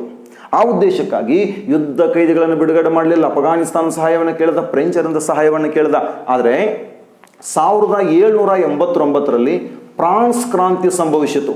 ಈ ಫ್ರಾನ್ಸ್ ಕ್ರಾಂತಿ ಸಂಭವಿಸೋರೊಂದಿಗೆ 16ನೇ ಲೂಯಿ ಅಧಿಕಾರವನ್ನು ಕಳೆದುಕೊಂಡ. ಅವನಿಗೆ ಅಧಿಕಾರ ಇಲ್ಲ ಆಯಿತು. ಇನ್ನು ಅವ ಎಲ್ಲಿ ಟಿಪ್ಪು ಸುಲ್ತಾನಿಗೆ ಸಹಾಯ ಮಾಡಬೇಕು? ಅವನಿಂದ ಟಿಪ್ಪು ಸುಲ್ತಾನನಿಗೆ ಸಹಾಯ ಸಿಗಲಿಲ್ಲ. ಯಾರಿಂದ? 16 ಲೂಯಿಯಿಂದ. ಅದಲ್ಲದೆ ಈ ತಿರುವಾಂಕೂರು ಅಂತ ಒಂದಿದೆ. ತಿರುವಾಂಕೂರಿನೊಳಗೊಬ್ಬ ರಾಜ, ತಿರುವಾಂಕೂರಿನ ರಾಜ ಧರ್ಮರಾಜ ಅಂತಿದ್ದ. ಈ ತಿರುವಾಂಕೂರಿನ ಧರ್ಮರಾಜ ಬ್ರಿಟಿಷರ ಪರವಾಗಿರುವ ಒಬ್ಬ ರಾಜ. ಈ ತಿರುವಾಂಕೂರಿನ ಧರ್ಮರಾಜ ಟಿಪ್ಪು ಸುಲ್ತಾನ್ನ ಪಕ್ಕದ ರಾಜ್ಯದ ರಾಜ. ತನ್ನ ಗಡಿಯನ್ನು ಬಿಟ್ಟು ಟಿಪ್ಪು ಸುಲ್ತಾನನ ರಾಜ್ಯದೊಳಗೆ ಈತ ಕೋಟೆಯನ್ನು ಕಟ್ಟಿದ್ದ ಬ್ರಿಟಿಷರ ಸಹಾಯವನ್ನು ಪಡೆದುಕೊಂಡು. ಇದರಿಂದ ಸಿಟ್ಟಿಗೆದ್ದಂಥ ಟಿಪ್ಪು ಸುಲ್ತಾನ್ 1790ರಲ್ಲಿ ಟಿಪ್ಪು ಸುಲ್ತಾನ್ ತಿರುವಾಂಕೂರಿನ ಧರ್ಮರಾಜನ ಮೇಲೆ ಯುದ್ಧವನ್ನು ಸಾರಿದ. ಯಾಕೆ ಯುದ್ಧವನ್ನು ಮಾಡಿದ ಅಂತ ಕಾರಣವನ್ನು ಹೇಳಿದೆ ನಿಮಗೆ, ಗೊತ್ತಾಗಿರಬೇಕು. ಕಾರಣ, ಈತ ತನ್ನ ಗಡಿಯನ್ನು ಬಿಟ್ಟು ಟಿಪ್ಪು ಸುಲ್ತಾನ್ನ ಗಡಿಯೊಳಗೆ ಕೋಟೆಯನ್ನು ಕಟ್ಟಿದ್ದನೋ ಯುದ್ಧವನ್ನು ಮಾಡಿದ. ಈತ ಬ್ರಿಟಿಷರ ಬೆಂಬಲಿಗನಾಗಿದ್ದ. ಈ 3 ಕಾರಣಗಳಿಗಾಗಿ ಟಿಪ್ಪುವಿನ ಮೇಲೆ ಬ್ರಿಟಿಷರು ಬಹಳಷ್ಟು ಸಿಟ್ಟನ್ನು ಹೊಂದಿದ್ರು. ಈಗ ಬ್ರಿಟಿಷರ ಬೆಂಬಲಿಗನಾಗಿರತಕ್ಕಂಥ ತಿರುವಾಂಕೂರಿನ ಧರ್ಮರಾಜನ ಮೇಲೆ ಟಿಪ್ಪು ಯುದ್ಧವನ್ನು ಸಾರಿದಾಗ ಬ್ರಿಟಿಷರ ಲಾರ್ಡ್ ಕಾರ್ನ್ವಾಲಿಸ್ನು ನೇರವಾಗಿ ಟಿಪ್ಪುನ ಮೇಲೆ ಯುದ್ಧವನ್ನು ಸಾರ್ತಾನೆ. ಈ 4 ಕಾರಣಗಳಿಗಾಗಿ ಒಂದು ಯುದ್ಧ ನಡೀತದೆ. ಅದು ಯಾವ ಯುದ್ಧ ಅಂತಂದ್ರೆ, 3ನೇ ಆಂಗ್ಲೋ ಮೈಸೂರು ಯುದ್ಧ. 3ನೇ Anglo Mysuru war, third Anglo Mysuru war 1790ರಿಂದ 1792ರವರೆಗೆ. 1790ರಿಂದ 1792ರವರೆಗೆ 3ನೇ ಆಂಗ್ಲೋ ಮೈಸೂರು ಯುದ್ಧ ಅಂತ ನಡೀತು. ಕಾರಣ ನಿಮ್ಗೆ ಗೊತ್ತಾಗಿರೋ ಅನ್ಕೊಂಡಿದ್ದೀನಿ. ಇಲ್ಲಿ 4 ಕಾರಣಗಳನ್ನು ಹೇಳಿದೆ ನಾನು. ಟಿಪ್ಪು ಯುದ್ಧಕ್ಕಿಳ್ತಾನೆ, ಬ್ರಿಟಿಷರ ವಿರುದ್ಧ ಯುದ್ಧವನ್ನು ಮಾಡ್ತಾನೆ. 1790ರಲ್ಲಿ ಬ್ರಿಟಿಷರನ್ನು ಹಿಮ್ಮೆಟ್ಟಿಸಿರ್ತಕ್ಕಂಥ ಟಿಪ್ಪು ಸುಲ್ತಾನ್ 1792ರಲ್ಲಿ ಲಾರ್ಡ್ ಕಾರ್ನ್ವಾಲಿಸ್ನ ವಿರುದ್ಧ ಹೋರಾಡುತ್ತಾ ಸೋತ್ಬಿಡ್ತಾನೆ. ಯಾವಾಗ ಸೋತ? 1792. ಅಲ್ಲಿ ನಡುವೆ ನಡೆದಿರ್ತಕ್ಕಂಥ ಘಟನೆಗಳು ನಮಗೆ ಇಂಪಾರ್ಟೆಂಟ್ ಅಲ್ಲ, ನೇರವಾಗಿ ಇಶ್ಯೂಗೆ ಬರೋಣ. ಏನು ಮುಖ್ಯವಾದ ಇಶ್ಯೂ ಯಾವುದಂತ ನಾವು ನೋಡೋಣ. 1792ರಲ್ಲಿ ಟಿಪ್ಪು ಸೋತ ಅನ್ನೋ ಕಾರಣಕ್ಕಾಗಿ ಅನಿವಾರ್ಯವಾಗಿ 1792ರ ಮಾರ್ಚ್ 22ನೇ ತಾರೀಕಿಗೆ 1792ರ ಮಾರ್ಚ್ 22ನೇ ತಾರೀಕಿಗೆ ಈ ಟಿಪ್ಪು ಸುಲ್ತಾನನು ಅನಿವಾರ್ಯವಾಗಿ ಒಪ್ಪಂದವನ್ನು ಮಾಡಿಕೊಳ್ಬೇಕಾಗ್ತದೆ. ಯಾರು? ಟಿಪ್ಪು.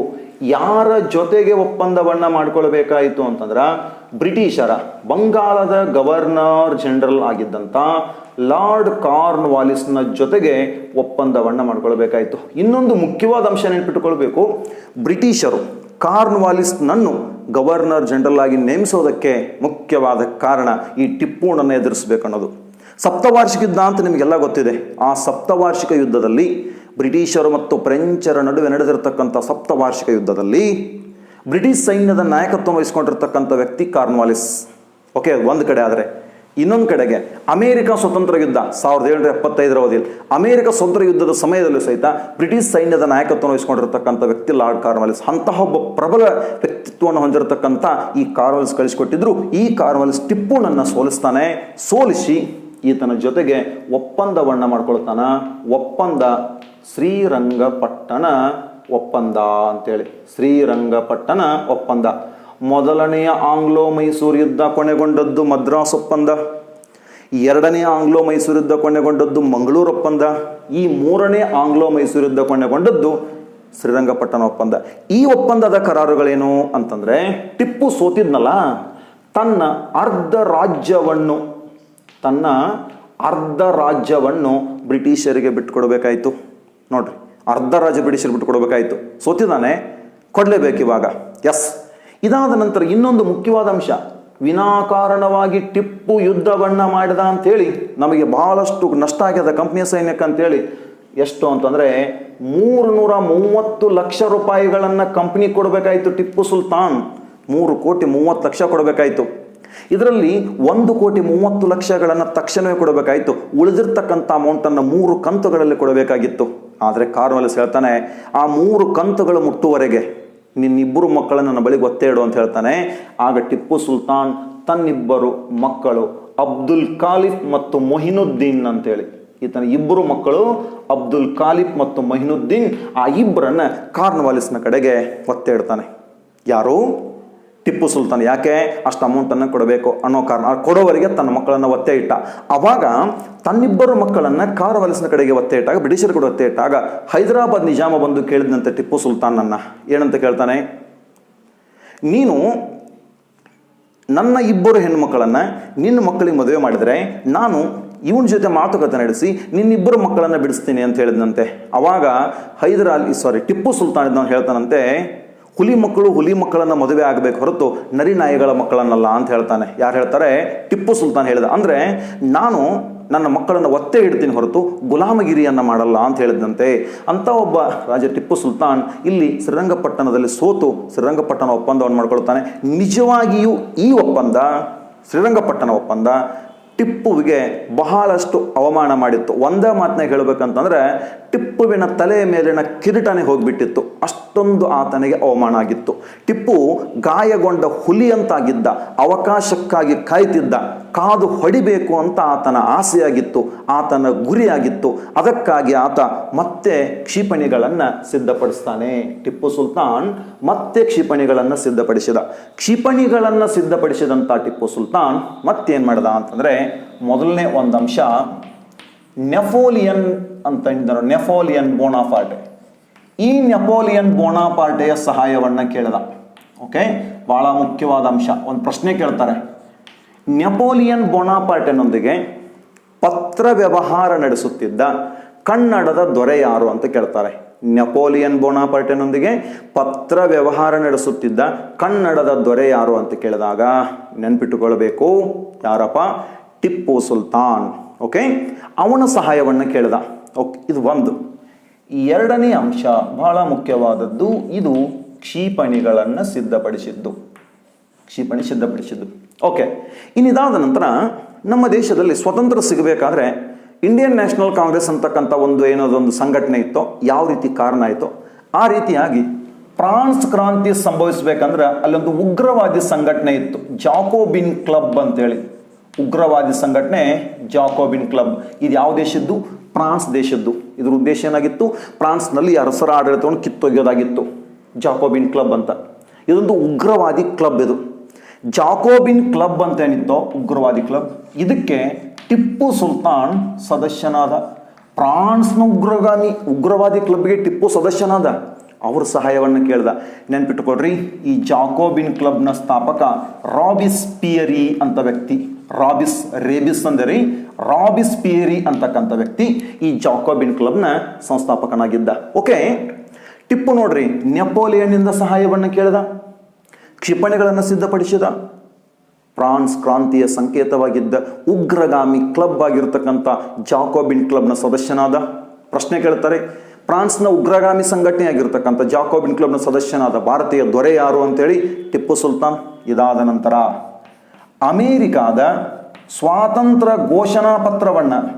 ಅಮೇರಿಕಾದ ಸ್ವಾತಂತ್ರ್ಯ ಘೋಷಣಾ ಪತ್ರದ ಒಂದು ಪ್ರತಿಯನ್ನು ತನ್ನ ಬಳಿಗಿಟ್ಟುಕೊಳ್ತಾನೆ. ಬಹಳ ಮುಖ್ಯವಾದ ಅಂಶ, ಇದನ್ನೇ ಪ್ರಶ್ನೆ ಕೇಳಿದ್ದಾರೆ.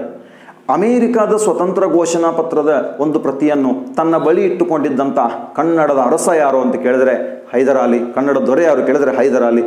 ಯಾಕೆ ಅಮೇರಿಕಾದ ಸ್ವತಂತ್ರ ಘೋಷಣಾ ಪತ್ರವನ್ನು ತನ್ನ ಬಳಿ ಇಟ್ಟುಕೊಂಡಿದ್ದ ಟಿಪ್ಪು ಸುಲ್ತಾನ್ ಅಂದರೆ, ಅಮೇರಿಕಾದ ಸ್ವತಂತ್ರ ಘೋಷಣಾ ಪತ್ರದಲ್ಲಿ ಏನಿತ್ತು, ಅಮೇರಿಕ ಇನ್ನು ಮುಂದೆ ಯಾವ ರೀತಿ ಆಡಳಿತವನ್ನು ಮಾಡಬೇಕು ಅಂತಕ್ಕಂಥ ನೀತಿ ನಿಯಮಗಳಿದ್ದವು. ನಾನು ಸಹಿತ ನನ್ನ ದೇಶದಿಂದ ಬ್ರಿಟಿಷರನ್ನು ಹೊರ ಹಾಕಬೇಕು, ಅಮೇರಿಕ ಮಾದರಿಯ ಆಡಳಿತವನ್ನು ನನ್ನ ದೇಶದಲ್ಲಿ ನಾನು ಅಳವಡಿಸಿಕೊಳ್ಬೇಕು ಅನ್ನೋ ಕಾರಣಕ್ಕಾಗಿ ಅದನ್ನು ತನ್ನ ಬಳಿ ಇಟ್ಕೊಳ್ತಾನೆ. ಅದಕ್ಕೆ ಹೇಳ್ತಾರೆ ಟಿಪ್ಪು ಶ್ರೀರಂಗಪಟ್ಟಣದಲ್ಲಿ ಸ್ವತಂತ್ರದ ವೃಕ್ಷವನ್ನು ನೆಟ್ಟ ಅಂತ ಹೇಳ್ತಾರೆ. ಸ್ವತಂತ್ರ ವೃಕ್ಷವನ್ನು ನೆಟ್ಟ.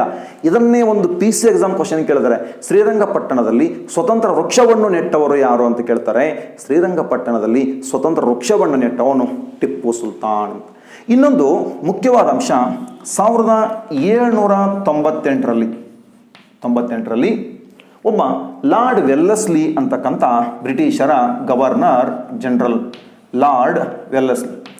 ಈ ಲಾರ್ಡ್ ವೆಲ್ಲೆಸ್ಲಿಯು ಸಹಾಯಕ ಸೈನ್ಯ ಪದ್ಧತಿಯನ್ನು ಜಾರಿಗೆ ತಂದ. ಸಹಾಯಕ ಸೈನ್ಯ ಪದ್ಧತಿಯನ್ನು ಜಾರಿಗೆ ತಂದ. ಇದ್ರ ಬಗ್ಗೆ ನಿಮಗೆಲ್ಲ ಗೊತ್ತಿದೆ, ಹೆಚ್ಚಿಗೆ ಹೇಳೋದಕ್ಕೆ ಹೋಗಲ್ಲ. ಸಹಾಯಕ ಸೈನ್ಯ ಪದ್ಧತಿಯನ್ನು ಜಾರಿಗೆ ತಂದಂಥ ವೆಲ್ಲೆಸ್ಲಿ ಟಿಪ್ಪು ಸುಲ್ತಾನ್ಗೆ ನೀನು ಈ ಸಹಾಯಕ ಸೈನ್ಯ ಪದ್ಧತಿಯನ್ನು ಒಪ್ಪಿಕೊಳ್ಳಬೇಕು ಅಂತ ಹೇಳ್ತಾನೆ.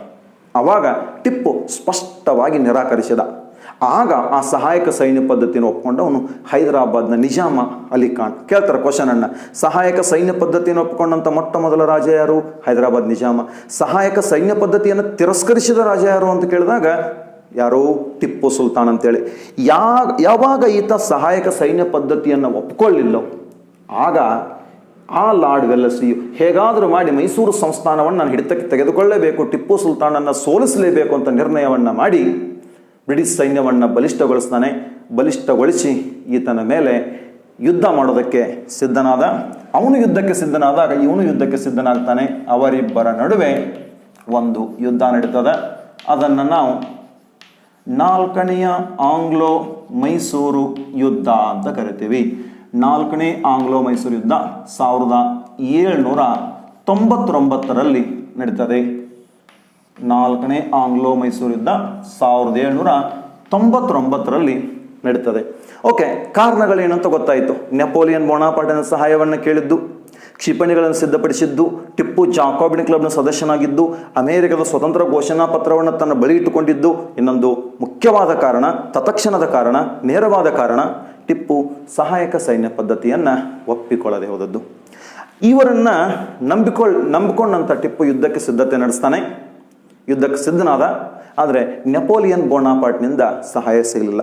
ಒಂದು ವೇಳೆ ನೆಪೋಲಿಯನ್ ಬೋನಾಪಾರ್ಟ್ನಿಂದ ಸಹಾಯ ಸಿಕ್ಕಿದ್ರೆ ಏನೋ ಚರಿತ್ರೆ ಬೇರೆನೇ ಇರ್ತಿತ್ತೋ ಏನೋ. ಯಾಕಂದರೆ ಆತೊಬ್ಬ ಪ್ರಬಲನಾಗಿರ್ತಕ್ಕಂಥ ರಾಜ, ನಾಯಕತ್ವದಲ್ಲಿ ಅಪಾರ ನಂಬಿಕೆಯನ್ನು ಹೊಂದಿರತಕ್ಕಂಥ ಒಬ್ಬ ರಾಜ. ಒಂದು ಕಡೆ ನೆಪೋಲಿಯನ್ ಏನು ಹೇಳ್ತಾನೆ ಅಂತಂದರೆ, 100 ಸಿಂಹಗಳ ಸೈನ್ಯವನ್ನು ಕಟ್ಟಿ ಒಂದು ನಾಯಿಯನ್ನು ನಾಯಕನನ್ನಾಗಿ ನೇಮಿಸಿ ಯುದ್ಧಕ್ಕೆ ಹೋದರೆ ಎಲ್ಲ ಸಿಂಹಗಳು ನಾಯಿಯಂತೆ ಸಾಯುತ್ತವೆ. ಮುಂದುವರೆದು ಹೇಳ್ತಾನೆ, 100 ನಾಯಿಗಳ ಸೈನ್ಯವನ್ನು ಕಟ್ಟಿ ಒಂದು ಸಿಂಹವನ್ನು ನಾಯಕನನ್ನಾಗಿ ನೇಮಿಸಿ ಯುದ್ಧಕ್ಕೆ ಹೋದರೆ ಎಲ್ಲ ನಾಯಿಗಳು ಸಿಂಹದಂತೆ ಹೋರಾಡುತ್ತವೆ ಅಂತ ಹೇಳ್ತಾನೆ. ಅಂದರೆ ನಾಯಕ ಎಷ್ಟೊಂದು ಬಲಿಷ್ಠನಾಗಿರ್ತಾನೋ, ನಾಯಕ ಎಷ್ಟೊಂದು ಪ್ರಬಲನಾಗಿರ್ತಾನೋ ಅಷ್ಟು ಪ್ರಬಲವಾಗಿ ಆ ಸೈನ್ಯ ಇರ್ತದ ಅಂತಕ್ಕಂಥ ನಂಬಿಕೆ ಆತನ ನೆಪೋಲಿಯನ್ ಬೋನಾಪಾರ್ಟ್. ಅದು ಅಂತಹ ಒಬ್ಬ ಬಲಿಷ್ಠನಾದವನ ಸಹಾಯ ಟಿಪ್ಪು ಸುಲ್ತಾನ್ ಸಿಕ್ಕಿದ್ರೆ ಇತಿಹಾಸ ಏನೋ ಬೇರೆ ಇರ್ತಿತ್ತು. ಆದರೆ ಅವ್ರ ಸಹಾಯ ಸಿಗಲಿಲ್ಲ. ಆಗ ಟಿಪ್ಪು ಏಕಾಂಗಿಯಾಗಿ ಯುದ್ಧಕ್ಕೆ ಸಿದ್ಧನಾಗ್ತಾನೆ. ಯುದ್ಧವನ್ನು ಮಾಡ್ತಾ ಮೊದಲು ಮೈಸೂರಿನ ಕಡೆಗೆ ಬಂದಂಥ ಬ್ರಿಟಿಷರ ಸೈನ್ಯವನ್ನು ಸೋಲಿಸಿದಂಥ ಟಿಪ್ಪು ಸುಲ್ತಾನ್ 1799ರ ಮೇ ತಿಂಗಳ 4ನೇ ತಾರೀಕಿನಂದು ಮಂಡ್ಯದ ಮಳವಳ್ಳಿಯಲ್ಲಿ ಒಂದು ಕದನ ನಡೆಯಿತು. ಮಳವಳ್ಳಿ ಕದನ ಅಂತೇಳಿ. ಈ ಮಳವಳ್ಳಿ ಕದನದಲ್ಲಿ ಟಿಪ್ಪು ಸುಲ್ತಾನ್ಗೆ ಸೋಲಾಯಿತು. ಮಳವಳ್ಳಿ ಕದನದಲ್ಲಿ ಬ್ರಿಟಿಷರ ಅಧಿಕಾರಿ ಇದ್ದ ಜನರಲ್ ಹ್ಯಾರಿಸ್ ಅಂತೇಳಿ. ಆ ಜನರಲ್ ಹ್ಯಾರಿಸ್ ಜೊತೆ ಹೋರಾಡ್ತಾ ಟಿಪ್ಪು ಸುಲ್ತಾನ್ ಸೋತು ಅಲ್ಲಿಂದ ಶ್ರೀರಂಗಪಟ್ಟಣಕ್ಕೆ ಬರ್ತಾನೆ. ಶ್ರೀರಂಗಪಟ್ಟಣಕ್ಕೆ ಅಷ್ಟೊತ್ತಿಗೆ ಬ್ರಿಟಿಷರು ಒಂದು ಮುತ್ತಿಗೆ ಹಾಕ್ತಾರೆ. ಈತನ ಆಪ್ತ ಸ್ನೇಹಿತ ಒಬ್ಬಿದ್ದ ಮೀರ್ ಸಾದಿಕ್ ಅಂತೇಳಿ. ಬ್ರಿಟಿಷರು ಬಂದು ಶ್ರೀರಂಗಪಟ್ಟಣ ಕೋಟೆಗೆ ಮುತ್ತಿಗೆ ಹಾಕುವ ಸಮಯದಲ್ಲಿನೇ ಕೋಟೆಯ ಕಾವಲುಗಾರೆಲ್ಲರನ್ನ ಆತ ಮೀರ್ ಸಾದಿಕ್ನು ಸಂಬಳ ಕೊಡೋದಕ್ಕೆ ಕರ್ಕೊಂಡು ಹೋಗ್ತಾನೆ. ಅವ ಮೋಸ ಮಾಡಿದ. ಆ ಮೀರ್ ಸಾದಿಕ್ನ ಮೋಸದಿಂದಾಗಿ ಕೋಟೆ ಬಹಳಷ್ಟು ಬೇಗನೆ ಬ್ರಿಟಿಷರ್ ಹಿಡಿತಕ್ಕೆ ಹೋಗ್ತದೆ. ಕೋಟೆಯಲ್ಲಿ ಹೋರಾಡ್ತಾ ಟಿಪ್ಪು ಸುಲ್ತಾನ್ 1799ರಲ್ಲಿ ನಿಧನ ಹೊಂದ್ತಾನೆ. ಆ ಟಿಪ್ಪುನ ಸಮಾಧಿಯನ್ನು ಶ್ರೀರಂಗಪಟ್ಟಣದಲ್ಲಿ ಮಾಡ್ತಾರೆ. ಹೈದರ್ ಅಲಿಯನ್ನು ಮೊದಲು ಕೋಲಾರದಲ್ಲಿ ಸಮಾಧಿ ಮಾಡಿದ್ರು, ನಂತರ ಶ್ರೀರಂಗಪಟ್ಟಣದಲ್ಲಿ ಸಮಾಧಿ ಮಾಡಿದ್ದಾರೆ. ಈಗ ಟಿಪ್ಪು ಸುಲ್ತಾನ್ ಮತ್ತು ಹೈದರ್ ಅಲಿ ಇಬ್ಬರ ಸಮಾಧಿ ಇರೋದೆಲ್ಲಿ ಅಂತಂದಾಗ ಶ್ರೀರಂಗಪಟ್ಟಣದಲ್ಲಿ. ಓಕೆ, ಟಿಪ್ಪು ಯಾವಾಗ ಸತ್ತಾಗ ಲಾರ್ಡ್ ವೆಲ್ಲೆಸ್ಲಿ ಒಂದು ಮಾತು ಹೇಳ್ತಾನಂತೆ, ಅಖಂಡ ಭಾರತವನ್ನು ಬ್ರಿಟಿಷ್ ಕಂಪನಿಯ ಅಧಿಪತ್ಯದಡಿಯಲ್ಲಿ ತರಬೇಕು, ಬ್ರಿಟಿಷ್ ಸರ್ಕಾರದ ಅಧಿಪತ್ಯದಡಿಯಲ್ಲಿ ತರಬೇಕು ಅಂತ ನನ್ನ ದೊಡ್ಡ ಗುರಿಯಾಗಿತ್ತು. ಆ ಗುರಿಯನ್ನು ನಾನು ತಲುಪುವ ಮಾರ್ಗದಲ್ಲಿ ಒಂದು ದೊಡ್ಡ ಅಡ್ಡಿಯಾಗಿದ್ದಂಥ ವ್ಯಕ್ತಿ ಯಾರು ಅಂದರೆ ಟಿಪ್ಪು ಸುಲ್ತಾನ್. ಇವತ್ತು ಟಿಪ್ಪು ಸುಲ್ತಾನ್ ನನ್ನ ಸೈನ್ಯದ ಕೈಯಲ್ಲಿ ಸಿಕ್ಕು ಸತ್ತ, ಇನ್ನು ಮುಂದೆ ಭಾರತದ ಸಂಪೂರ್ಣ ಪ್ರದೇಶಗಳೆಲ್ಲವೂ ನನ್ನುವು ಅಂತೇಳಿ ವೆಲ್ಲೆಸ್ಲಿ ಘೋಷಣೆ ಮಾಡ್ಕೊಳ್ತಾನೆ. ಅಷ್ಟೊಂದು ಆತ ಆಸೆ ಇಟ್ಕೊಂಡು ಬಂದಿರತಕ್ಕಂಥ ವ್ಯಕ್ತಿ, ಸಾಮ್ರಾಜ್ಯವನ್ನು ವಿಸ್ತರಿಸಬೇಕಂತೇಳಿ. ಅವನಿಗೆ ಅಡ್ಡಿಯಾಗಿದ್ದವನು ಇವನು ಸತ್ತಾಗ ಅವನು ಅಷ್ಟೊಂದು ಖುಷಿ ಪಡ್ತಾನೆ ಅಂತಂದರೆ ಇವನು ಯಾವ ರೀತಿಯಾಗಿ ಅವರಿಗೆ ಸಿಂಹಸ್ವಪ್ನಾಗಿದ್ದ ಅಂತ ನಾವು ತಿಳ್ಕೊಳ್ಬೇಕಾಗ್ತದೆ. ಓಕೆ, ನಾವು ಆ ರಾಜಕೀಯ ಕಾರಣಕ್ಕಾಗಿ ಆತನ ವಿರೋಧಿಸೋದು ಬೇಡ, ರಾಜಕೀಯ ಕಾರಣಕ್ಕಾಗಿ ಆತನ ಹೊಗಳೋದು ಬೇಡ. ನಾವು ಬೇಕಾದ್ದೇನು ಮಾರ್ಕ್ಸು. ಹೊಗಳಿದ್ರೆ ಕೆಲವರು ಮತ ಬರ್ತವೆ, ತೆಗಳಿದ್ರೆ ಕೆಲವರು ಮತ ಬರ್ತಾವೆ. ನಮಗೆ ಮತ ಬೇಕಾಗಿಲ್ಲ, ನಮಗೆ ಮಾರ್ಕ್ಸ್ ಬೇಕಾಗ್ಯಾವ. ಮಾರ್ಕ್ಸ್ ಪಡ್ಕೊಳ್ಳೋದಕ್ಕೆ ಏನು ಬೇಕೋ ಅವುಗಳನ್ನು ತಿಳ್ಕೊಳ್ತಕ್ಕಂಥ ಕೆಲಸವನ್ನು ನಾವು ಮಾಡಬೇಕಾಗಿದೆ. ಎಸ್, ಟಿಪ್ಪು ನಿಧನ ಹೊಂತಾನೆ. ನಿಧನ ಹೊಂದಿದಾಗ ಬ್ರಿಟಿಷರು ಈ ಮೈಸೂರು ಸಂಸ್ಥಾನವನ್ನು 4 ಭಾಗ ಮಾಡ್ತಾರೆ. ಮೈಸೂರು ಸಂಸ್ಥಾನ 4 ಭಾಗ ಆಯಿತು. 4 ಭಾಗ ಮಾಡಿ ಅದರಲ್ಲಿ 1 ಭಾಗವನ್ನು ಮರಾಠರಿಗೆ ಕೊಟ್ಟರು. ಮರಾಠರಿಗೆ ಈ ಮರಾಠರಿಗೆ ಯಾವ ಸಿಕ್ಕು ಅಂದರೆ ಇವತ್ತಿನ ಗದಗ, ಹಾವೇರಿ, ಧಾರವಾಡ, ಉತ್ತರ ಕನ್ನಡ, ಬೆಳಗಾವಿ, ಬಾಗಲಕೋಟೆ, ವಿಜಯಪುರ ಇವೆಲ್ಲ ಮರಾಠರಿಗೆ ಹೋದವು. ಆಮೇಲೆ ಇಂದಿನ ಬೀದರ, ಕಲಬುರ್ಗಿ, ಯಾದಗಿರಿ, ರಾಯಚೂರು, ಕೊಪ್ಪಳ ಅಂತ ಏನೈತೋ ಇವೆಲ್ಲವನ್ನು ಹೈದರಾಬಾದ್ನ ನಿಜಾಮನಿಗೆ ಬಿಟ್ಟುಕೊಡ್ತಾರೆ. ಇವೆಲ್ಲ ಯಾರಿಗೆ ಹೋದು? ಹೈದರಾಬಾದ್ ನಿಜಾಮನಿಗೆ ಹೋಗ್ತವೆ. ಇನ್ನು ಬಳ್ಳಾರಿ, ದಕ್ಷಿಣ ಕನ್ನಡ, ಅನಂತಪುರ, ಕಡಪ ಅಂತ ಏನು ಬರ್ತಾವೋ ಇವೆಲ್ಲವೂ ಬ್ರಿಟಿಷರಿಗೆ ಹೋದವು. 3 ಭಾಗ ಆಯಿತು. ಅಳಿದುಳಿದ ಪ್ರದೇಶಗಳು ಇವತ್ತೇ ನಾವು ಹಳೆ ಮೈಸೂರು ಪ್ರಾಂತ್ಯ ಅಂತ ಕರಿತೀವೋ, ಹಳೆ ಮೈಸೂರು ಪ್ರದೇಶ, ಅವನ್ನೆಲ್ಲವನ್ನು ಸೇರಿಸಿ ಅದನ್ನು ಮೈಸೂರು ಅಂತ ಕರೆದ್ರು. ಏನಂತ ಕರೀತಾರೆ? ಮೈಸೂರು ಅಂತ ಕರೆದ್ರು. ಈ ಮೈಸೂರಿನ ಆಡಳಿತವನ್ನು ಮುಮ್ಮಡಿ ಕೃಷ್ಣರಾಜ ಒಡೆಯರ್ ಅವರಿಗೆ ಬಿಟ್ಟುಕೊಡ್ತಾರ. ಮೈಸೂರಿನ ಆಡಳಿತನ ಯಾರು ಬಿಟ್ಟುಕೊಟ್ರು? ಮುಮ್ಮಡಿ ಕೃಷ್ಣರಾಜ್ ಒಡೆಯರ್ ಬಿಟ್ಟುಕೊಟ್ರು ಬ್ರಿಟಿಷರು. ಈ ಮುಮ್ಮಡಿ ಕೃಷ್ಣರಾಜ್ ಒಡೆಯರ್ ಇನ್ನೂ ಅಪ್ರಾಪ್ತನಾಗಿದ್ದ, ಸಣ್ಣ ಮಗು ಆಗಿದ್ದ. ಈತ ಅಪ್ರಾಪ್ತನಾಗಿದ್ದ ಅನ್ನೋ ಕಾರಣಕ್ಕಾಗಿ ಇಲ್ಲಿ ಈತನ ತಾಯಿ ಲಕ್ಷ್ಮೀ ಅಮ್ಮಣ್ಣಿ ಅಂತಿರ್ತಾರೆ. ಮುಮ್ಮಡಿ ಕೃಷ್ಣರಾಜ ಒಡೆಯರ್ ಅವರ ತಾಯಿ ಲಕ್ಷ್ಮೀ ಅಮ್ಮಣ್ಣಿ. ಲಕ್ಷ್ಮೀ ಅಮ್ಮಣ್ಣಿ ರಾಜ ಪ್ರತಿನಿಧಿ ಆದರು. ಆಗ ಈ ಮುಮ್ಮಡಿ ಕೃಷ್ಣರಾಜ ಒಡೆಯರ್ 1799ರಲ್ಲಿ ಸಹಾಯಕ ಸೈನ್ಯ ಪದ್ಧತಿಯನ್ನು ಒಪ್ಕೊಳ್ತಾರೆ. ಸಹಾಯಕ ಸೈನ್ಯ ಪದ್ಧತಿಯನ್ನು ಒಪ್ಕೊಂಡಂಥ ಮೊಟ್ಟ ಮೊದಲ ರಾಜ ಹೈದರಾಬಾದ್ ನಿಜಾಮ. ಸಹಾಯಕ ಸೈನ್ಯ ಪದ್ಧತಿಯನ್ನು ತಿರಸ್ಕರಿಸಿದ ಮೊದಲ ರಾಜ ಟಿಪ್ಪು ಸುಲ್ತಾನ್. ಸಹಾಯಕ ಸೈನ್ಯ ಪದ್ಧತಿಯನ್ನು ಒಪ್ಪಿಕೊಂಡ ಕನ್ನಡದ ಮೊದಲ ರಾಜ ಮುಮ್ಮಡಿ ಕೃಷ್ಣರಾಜ ಒಡೆಯರ್. ಸಹಾಯಕ ಸೈನ್ಯ ಪದ್ಧತಿಯನ್ನು ಒಪ್ಪಿಕೊಂಡ 2ನೇ ರಾಜ ಮುಮ್ಮಡಿ ಕೃಷ್ಣರಾಜ. ದೇಶದ 2ನೇ ರಾಜ, ಕನ್ನಡದ ಮೊದಲ ರಾಜ ಮುಮ್ಮಡಿ ಕೃಷ್ಣರಾಜ ಒಡೆಯರ್. ಸಹಾಯಕ ಸೈನ್ಯ ಪದ್ಧತಿಯನ್ನು ಯಾರು ಒಪ್ಕೊಳ್ತಾರೋ ಅವರ ಆಸ್ಥಾನಕ್ಕೆ ಒಬ್ಬ ಬ್ರಿಟಿಷ್ ಪ್ರತಿನಿಧಿಯನ್ನು ಕಳಿಸಲಾಗ್ತಿತ್ತು. ಇಲ್ಲೊಬ್ಬ ಬ್ರಿಟಿಷ್ ಪ್ರತಿನಿಧಿ ಕಳಿಸಲಾಗ್ತದೆ. ಇಲ್ಲಿ ಬಂದಂಥ ಬ್ರಿಟಿಷ್ ಪ್ರತಿನಿಧಿ ಯಾರು, ಪ್ರೆಸಿಡೆಂಟ್ ಯಾರು ಅಂದರೆ ಬ್ಯಾರಿ ಕ್ಲೋಸ್ ಅಥವಾ ಕೋಲ್ಬರಿ ಅಂತೇಳಿ. ಬ್ಯಾರಿ ಕ್ಲೋಸ್ ಅಥವಾ ಕೋಲ್ಬರಿ ಅಂತಕ್ಕಂಥ ವ್ಯಕ್ತಿ ಈ ಒಂದು ಮೈಸೂರು ಸಂಸ್ಥಾನಕ್ಕೆ ಏನಾಗಿರ್ತಾನಪ್ಪ? ಒಬ್ಬ ಸಹಾಯಕ ಸೈನ್ಯ ಪದ್ಧತಿಯ ರೆಸಿಡೆಂಟ್ ಆಗಿ ಆತ ನೇಮಕ ಆಗಿದ್ದ. ಓಕೆ, ನಾನು ಅಲ್ಲಿಂದ ಇಲ್ಲಿವರೆಗೆ ಏನು ಹೇಳ್ತಾ ಬಂದೋ ಇವುಗಳ ಮೇಲೆ ಸುಮಾರು ಪ್ರಶ್ನೆಗಳನ್ನು ಕೇಳ್ತಿರ್ತಾರೆ. ಸುಮಾರು 40-50 ಪ್ರಶ್ನೆಗಳು ಹುಟ್ಕೊಳ್ತಕ್ಕಂಥ ಚಾನ್ಸ್ ಇಲ್ಲಿದೆ. ಅದಕ್ಕೆ ನಾನು ಯಾಕೆ ಒಮ್ಮೆ ಹೇಳಿಬಿಟ್ಟಾರೆ, ನೆಕ್ಸ್ಟ್ ನಾನು SDFT ಕ್ವಶನನ್ನು ಬಿಡಿಸ್ತಿರ್ಬೇಕಾದ್ರೆ ಇದಕ್ಕೆ ಸಂಬಂಧಪಟ್ಟಂಥ ಸರಿಸುಮಾರು ಪ್ರಶ್ನೆಗಳು ಬಂದವು. PSI ಆಗಿರ್ಬೋದು, PC ಆಗಿರ್ಬೋದು, SDA, FDA, AE, JE ಎಲ್ಲ ಎಕ್ಸಾಮ್ಸಲ್ಲಿ ಇರಬೇಕು ಕ್ವಶನ್ಸನ್ನು ಕೇಳಿದ್ದಾರೆ.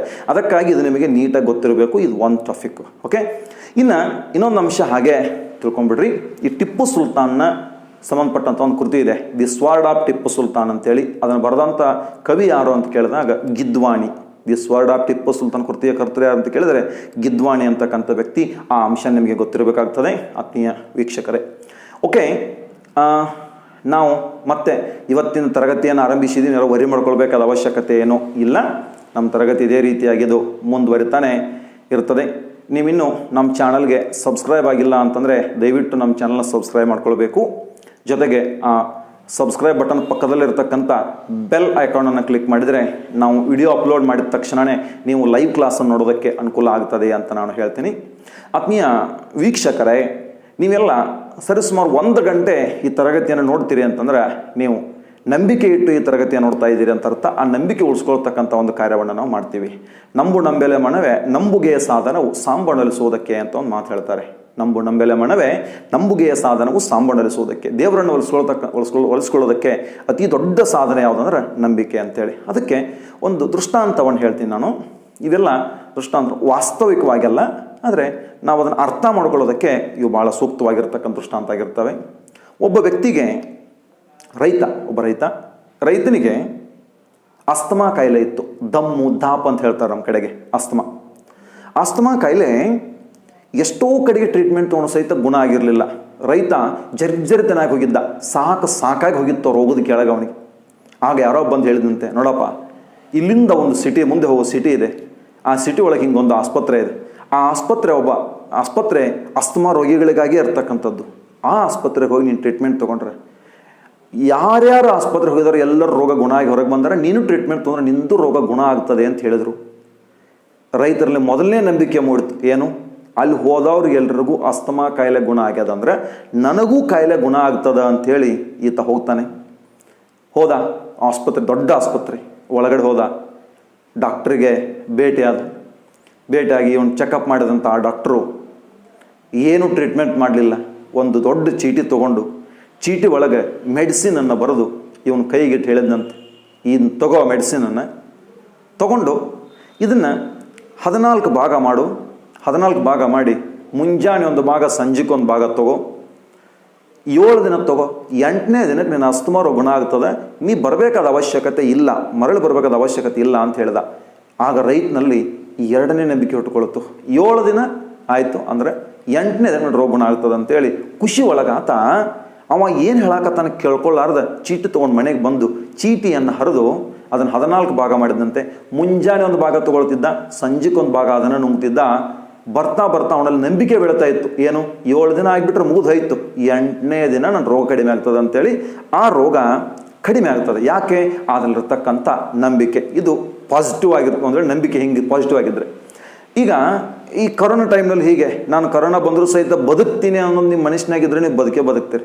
ಆ ಕೊರೋನಾ ಬಂದರೆ ಏನೋ ಆಗ್ತದ ಅಂತ ನಿಮ್ಮ ಮನುಷ್ಯನಾಗಿದ್ದು ಯಾರಿಗೈತಿ, ಯಾರು ಭಯ ಪಡಕತ್ತಾರೋ ಅವರಿಗೆ ಅದು ಹೆಚ್ಚು ಸಮಸ್ಯೆಯನ್ನು ಮಾಡ್ತಾ ಇರೋದು ಕೊರೋನಾ. ಓಕೆನಾ? ಇದು ಒಂದು. ಇನ್ನೊಂದು ನಂಬಿಕೆ ಅಪನಂಬಿಕೆ ಆದರೆ ಹೆಂಗಾಗ್ತದ ಅಂತ ಒಂದು ಹೇಳ್ತೀನಿ.